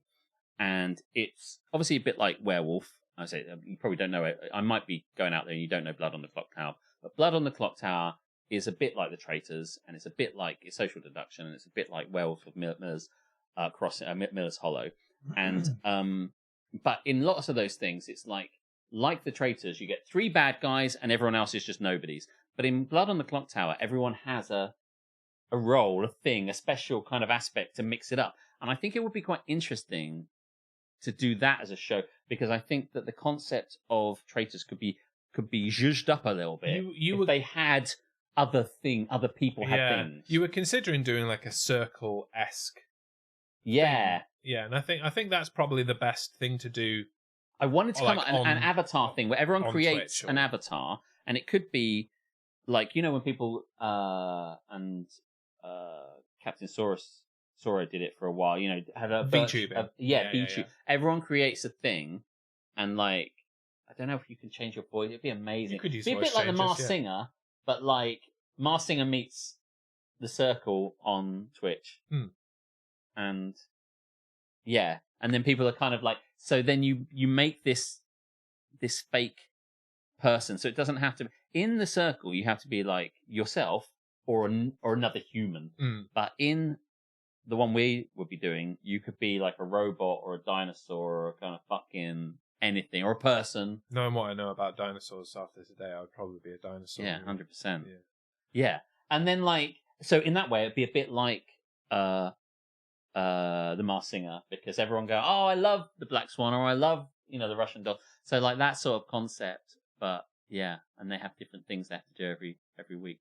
I don't know. Maybe it would be. It's good. a lot of work, but it would be incredible. It would probably. The other thing about that is that there's no way of stopping people from actually admitting to each other, look, I'm this. And you could game it if you really wanted to, but one would hope that they wouldn't really. But I don't know quite what the point would be, except you get everyone to make different things. It would just be a role play game for fun, wouldn't it? Really? Yeah, it would. That would all. And get people to do various things, and they send them in, and then I'd present them to everybody, and then. Yeah, the tasks to complete. Yeah, and then you'll present the tasks. And the winner gets a trophy and a small monetary prize that I can afford. Is the trophy the disco ball that you'll claim back from Tamsin from the marbles? No, it's the other disco ball that Aletha won for her team winning the thing. So yeah. Mate, I think it might be actually a proper thing instead. Poor Aletha. No prize for you. No, I don't think she wants it in that room anymore. By which I mean I don't. Shall we move on? Yes, let's. Yes, I think it is time that we move into our final segment of the night. Yes. If only I could remember what that was. Yeah, help me out. Am I the asshole? That's it. Am I the asshole? No, it's the children who are wrong. Unlike the Schizosaurus, I have two arseholes here. You do.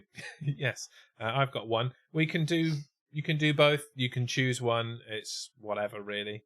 I just decided that these were the ones I found. Which one? Well, if I have to pick one. If you're going to do one, which one? I would say probably that one. Okay. Do you which one? I presume we're only going to do one each, but I don't know. Why don't you start, and then we always have the if we option. decide to do three, then it works out, doesn't it? Okay. Excuse me. Just had to wet his cloaca before he used it. Gotta wet your cloaca. Am I the arsehole? Yes, you are. For telling my mom, I won't pay rent and do chores to live with them. How about you read half of the last one and cliffhanger it? We'll see what happens with that and get rid of your fucking button. That'd be quite fun. Read half of it and be like, and for the rest of this, am I the arsehole? Tune in next week. Don't read it immediately. Am I the arsehole for telling my mum I won't pay rent and do chores to live with them? Hello! Greetings. Hello. How's it going? That's a very lovely way to start. I'm 24F, and I live with my parents currently. I'm doing this to save money, and they haven't charged me rent until now. I've been basically paying rent by doing the chores, mainly cleaning the house, groceries, shopping, managing their bills, cooking their meals, and taking care of my 5F cousin due to some circumstances my parents are currently her guardians when I'm off work. There's a lot of work that 24F is doing. Yeah, sounds like you're basically a live-in housekeeper / nanny. Managing the bills as well. This hasn't left me with that much free time.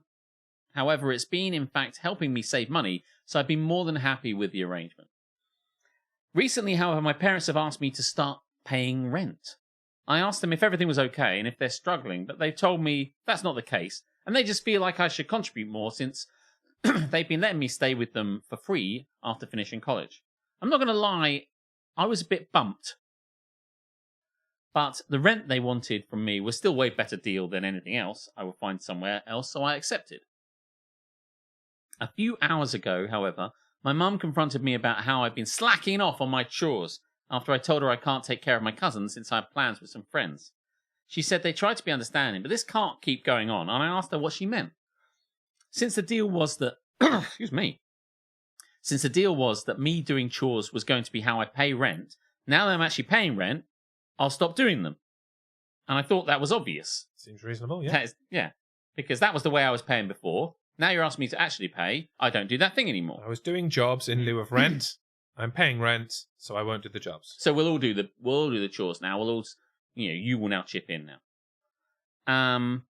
She got mad, calling me ungrateful and spoiled. I'm paying you money. I told her she can't expect me to pay rent and all do these chores that left me with no free time. But I'd be better off just finding my own place if that was the case. Even if I was going to cost me more at this point. She got angry. Once more. Because I'd rather give money to some stranger than your own family. And said she can't believe how big of an arsehole I am. I mean, whose mum talks to them like this? And to just wait until my dad hears about it. Wait until your dad hears about this? He's 24 years old. He's going to be back in a few hours, and honestly, I've been thinking about our fight, if you can even call it that. And I'm wondering if I really am entitled to how I feel. I don't think you're in the wrong here, 24F. And I think I have to feel like everyone's going to agree with this. But like, we said this. You were doing the chores, and a lot of them. You were managing their bills. You were basically working the house, doing the whole house. You were like the consigliere of the family. The head of the table. The head of the table, yeah. And you were doing everything, and you got a free place for that. And now they're saying, can you pay rent? You'd be expected to do not chores, or at least just a fair share of the chores. Yeah, the chores that relate to you, i.e., you know, some cooking for everyone if they feed you, or you just like you're all in the house together. You split it all together. The cleaning, all that. Because then, it just makes sense. No, your mum is in the wrong here. I don't think the mum understands. This is the thing. She's kind of like, it's still a good deal, so it's fair. But it's still being a good deal. It's like, hey, listen, it's still better than going somewhere else. That may be the case, but that doesn't make it equitable, which is the bit that you fucked up on.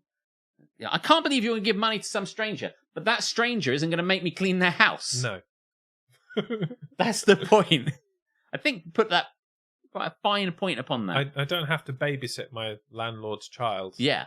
They'll just let me live there in exchange. Money can be exchanged for goods and services. Yeah. I will pay the money to live in this place, and then I will play on the Xbox. Yeah. That is not what you are like asking. This. Right? It's just up like this. On an awkward cafeteria chair. Yes. Yeah. No, I'm going to go out on a limb here and agree with Will and say you are not the arsehole. Correct. You're not the cloaca. That's the sound the cloaca makes.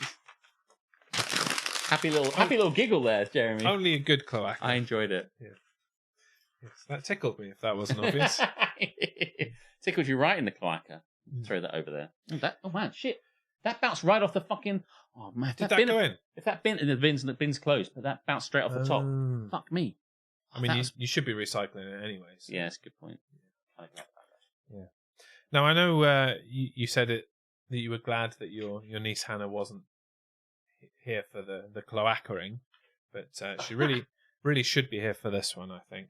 Okay, well, maybe she can check it out later. You can be the judge. Maybe we can summon her by just saying, Hannah!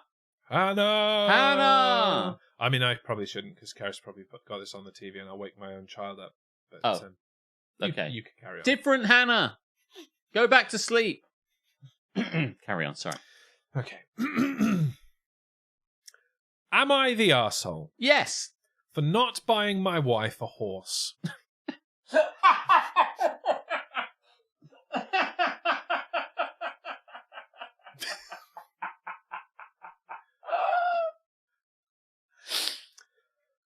Am I the arsehole for not buying my wife a horse? It seems unfair. It seems unreasonable. What does that say? That says HBOT has entered the chat. Oh, I see. It was the blue on blue. Carry on. I work in an intense, unfulfilling job 6 days a week. Oh, Vanessa's here. Yes, every wife deserves a horse. Horse emoji. Do you have a horse, Vanessa? Do you have? I don't think you have a horse. I don't think you ever had a horse. The old Spice dude, like just rocking up. I'm on a horse. I'm on a horse. It's like, look at me. Now look at your wife. Now back at me. I'm on a horse. I don't think Vanessa ever had a horse in her life. Not that I, know her beyond our time at university, but. Have you ever had a horse? I have never had a horse. Oh. No, I've never had a horse. I never wanted a horse. I don't have a horse, but I'm not a wife. Maybe if you were a wife, you'd get a horse. Oh, okay. Is that how it works? That's the clause. Yeah. I hadn't really thought about that. I mean, I think it worked for my mother. Although she might have had a horse Horses before she got married. Are expensive. Very, yes. And it's not just the cost of the horse, it's the maintenance and the looking after. You have to keep them alive, Alex. Yeah. You do, like many things. And they eat a lot being a horse. They eat like a horse. So I'd anticipate that it's not a cheap venture to have a horse. Although, as you say, this would be good for my niece because she does have a horse and has ridden a horse. You're right. I've never had a horse and I don't want one. Well, we've gone through the range of emotions here, Vanessa. This has been a real roller coaster. I want a horse. Every wife deserves a horse. I don't want a wife. I don't want to get married. I'm not going to have a horse. No horse. And hey, listen, you might not have a horse, but you do have a 1 month tier 1 subscription to this channel, courtesy of Will. Thank you very much. Now you can use the emojis, one of which isn't a horse, unfortunately, but I do have a horse one. Maybe we should stick that on there. Sorry, guys, for being on the wines. You do not have to apologise for drinking red wine, or any wine, because you know how much I love that. Yeah, you don't, or anything. Yeah, don't have to apologise. Yeah, tell us to go fuck ourselves. But I don't give a shit. But I wish I had some wine. I would say. Commence. I'll start it again, shall I? We kind of lost the. No, I enjoyed that. We lost the chariot a little.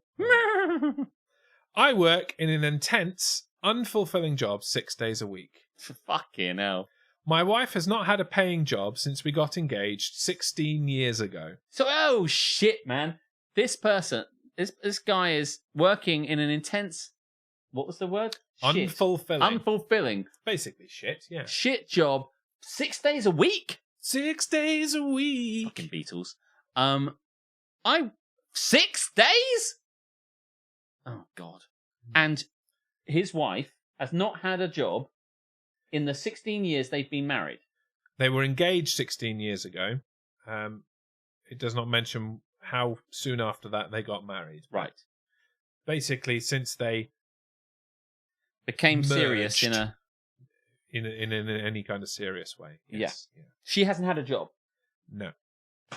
Not a paying one, anyway. It says those are the kind of jobs that we like. Is it a job if it doesn't pay? It is not. I don't think it is. Surely, by definition. Yeah. 7 years ago, yes, I quit my Change the World job, which paid little, but conferred distinction and a sense of what is right, for a mercenary, awful job that I hate, pays 10 times as much. I see. Now, that's an interesting point, because I wonder if he knew he was leaving his Change the World, beautiful charity maybe, ethical, thoughtful, interesting job, which didn't pay him very much money, but was doing the right thing. And then he went, or I can work for this awful, unethical banking thing where families' houses get repossessed, but I make hundreds of thousands of pounds. Sounds like you sold out. And how? I see. What if he knew? And then 2 years into this job, it's like, oh my God, we're killing people for this money. I've got blood on my hands. But I'm very rich. But anyway, yes. So yes. My wife enthusiastically supported, indeed urged my job change to the higher paying but awful job. Said the person without any job or money. For a while, I held it all in. But over time, particularly recently, I've told her that clearly this job is leading me to an early grave. Right. It is awful, the people and crap I deal with every day. Oh, mate, you got to get out of this shit. You've got to get... Whip us out. It is immensely stressful and not rewarding in the least. Mate, you've got your answer. Please tell me now that you're not in this job anymore. But of course, the pay rolled in, our standard of living increased, and the amount we spend each month is eye-watering. Now, by the way, why are you spending so much money? Make more money, spend more money. I guess. The way that now, works. because we know the title of this, the woman who is not earning any money is going to be demanding a horse of the guy who's stressed in his job. And we know where this is going, right? So, I mean, this doesn't sound like it can get good, right? There's no point in this where it's going to go well. Allow me to get to the part of the story where the gaslighting begins. Yeah. Last night, at a cocktail party with my friends, my wife got drunk and on the way home tearfully told me that I just don't understand her and that what she truly needs to feel fulfilled is a horse.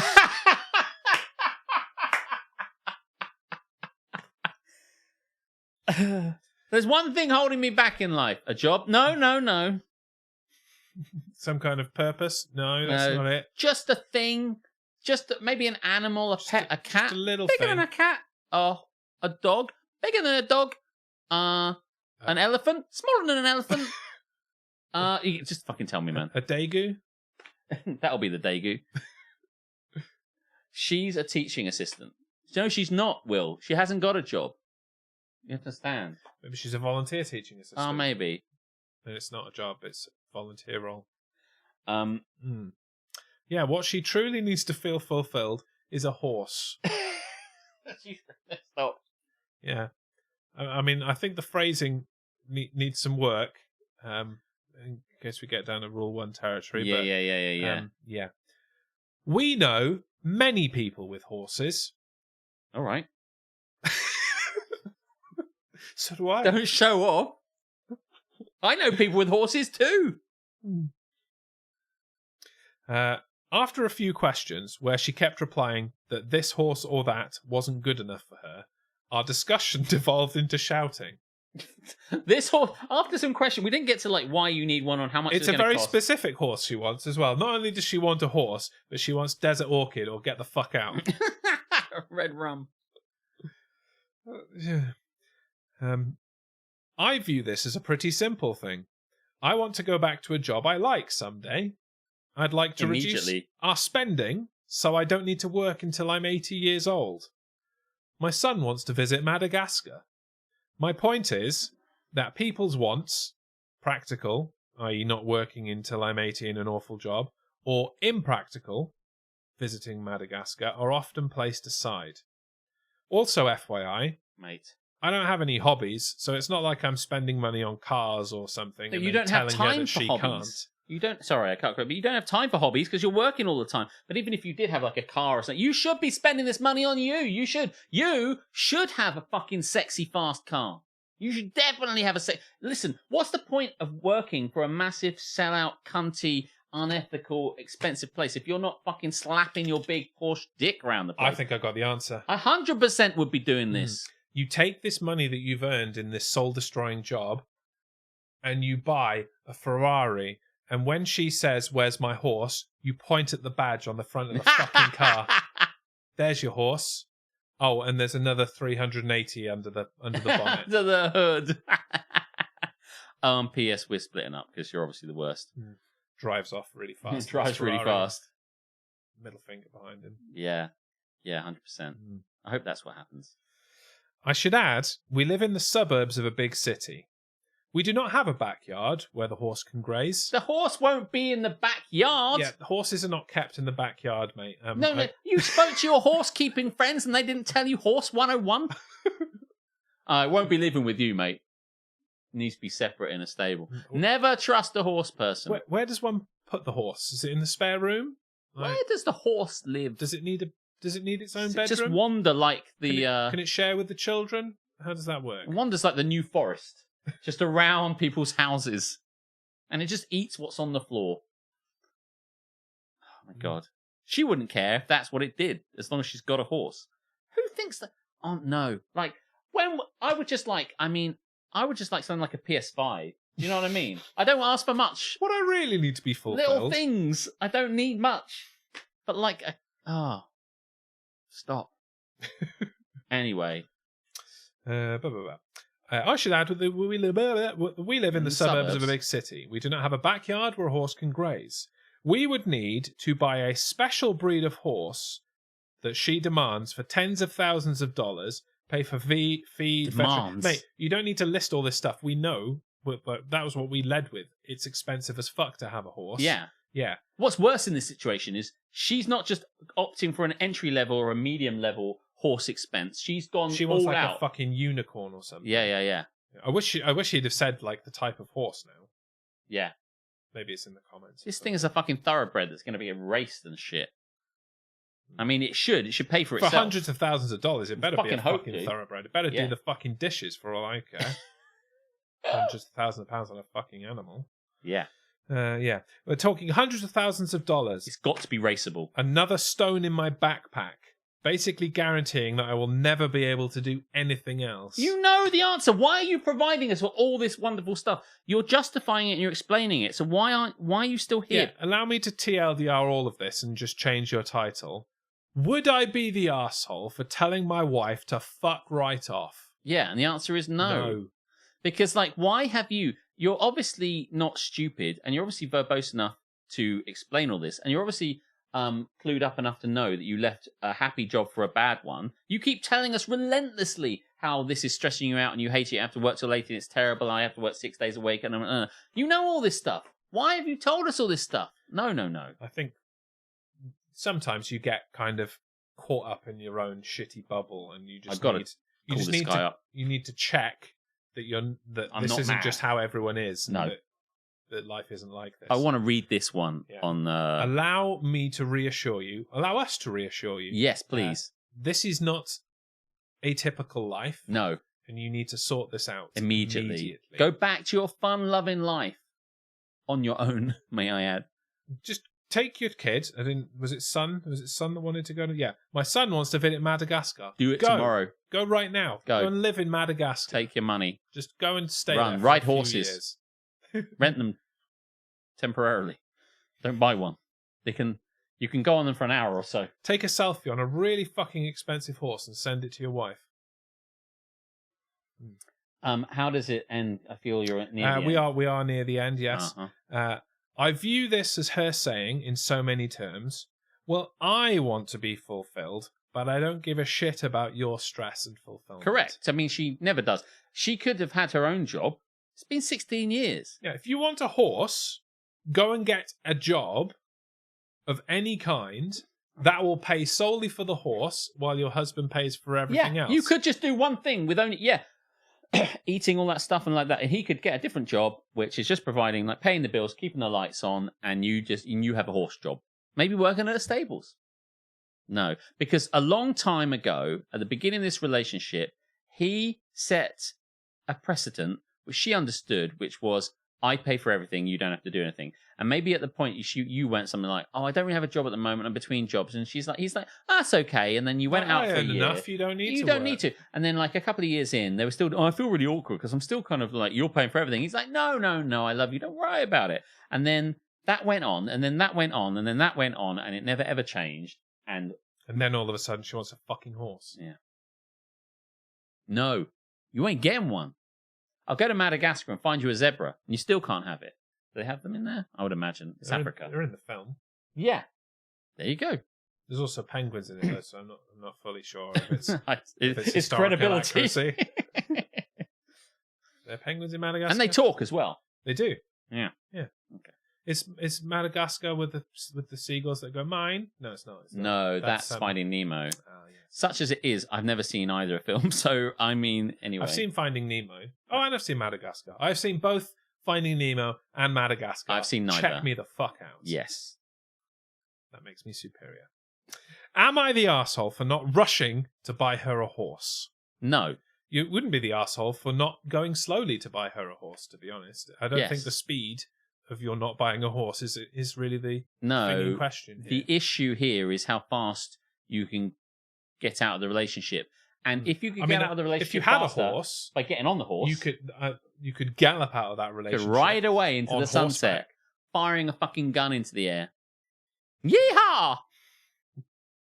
But by and large, I think we've got our answer. No. We had our answer pretty quickly. You are not the arsehole. No. Unless in the situation where you remain in this job and in this relationship. Unless, despite all of our good advice, you buy her a horse. Then Or you'd your do this. own advice. You're talking such sense to yourself. Listen to yourself. You're on the right track.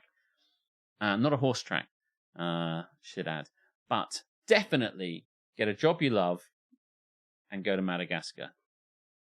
Definitely. Yeah. Stroke a penguin. Yeah. In the cloaca. Do penguins have cloacas? I mean, I assume so. It's they said it was like a birdie thing. Yeah, it's a bird thing. Man. That was the start of the birdie song, which is what I thought of when you said birdie thing. Now I'm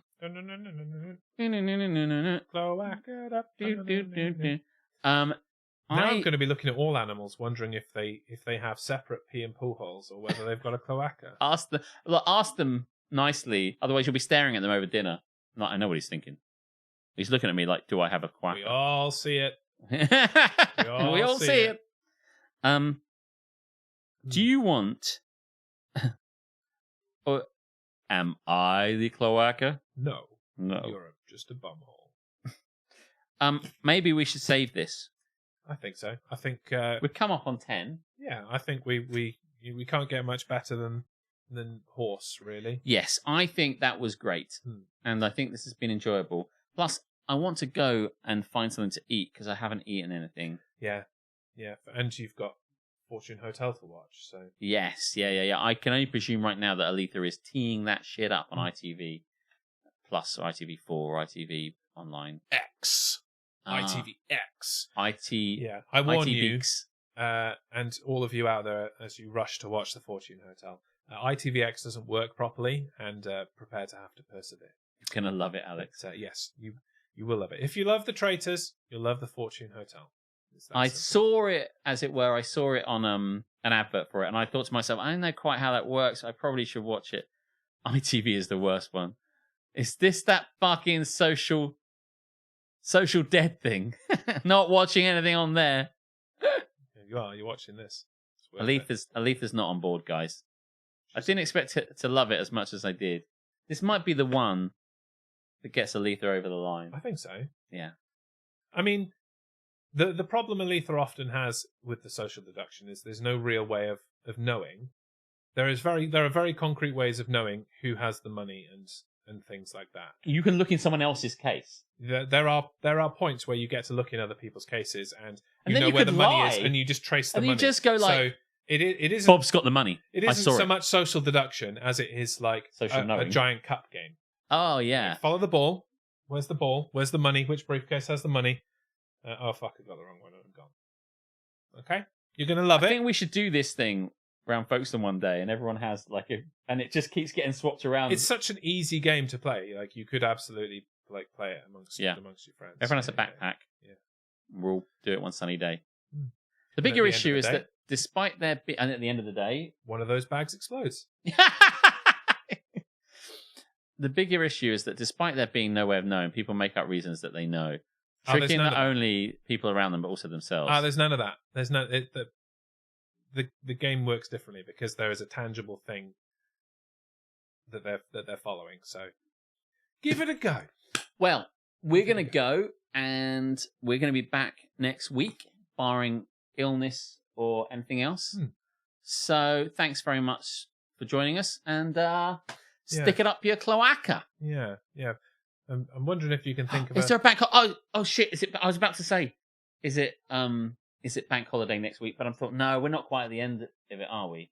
Oh shit! Is there a bank holiday? What's the date? Yeah, I think it is bank holiday next week. Should we do one anyway? I mean, I don't know. It's largely if you're going somewhere. Are you going I'm not going anywhere. Oh, then yeah, there's no reason not to. Yeah. We could do one.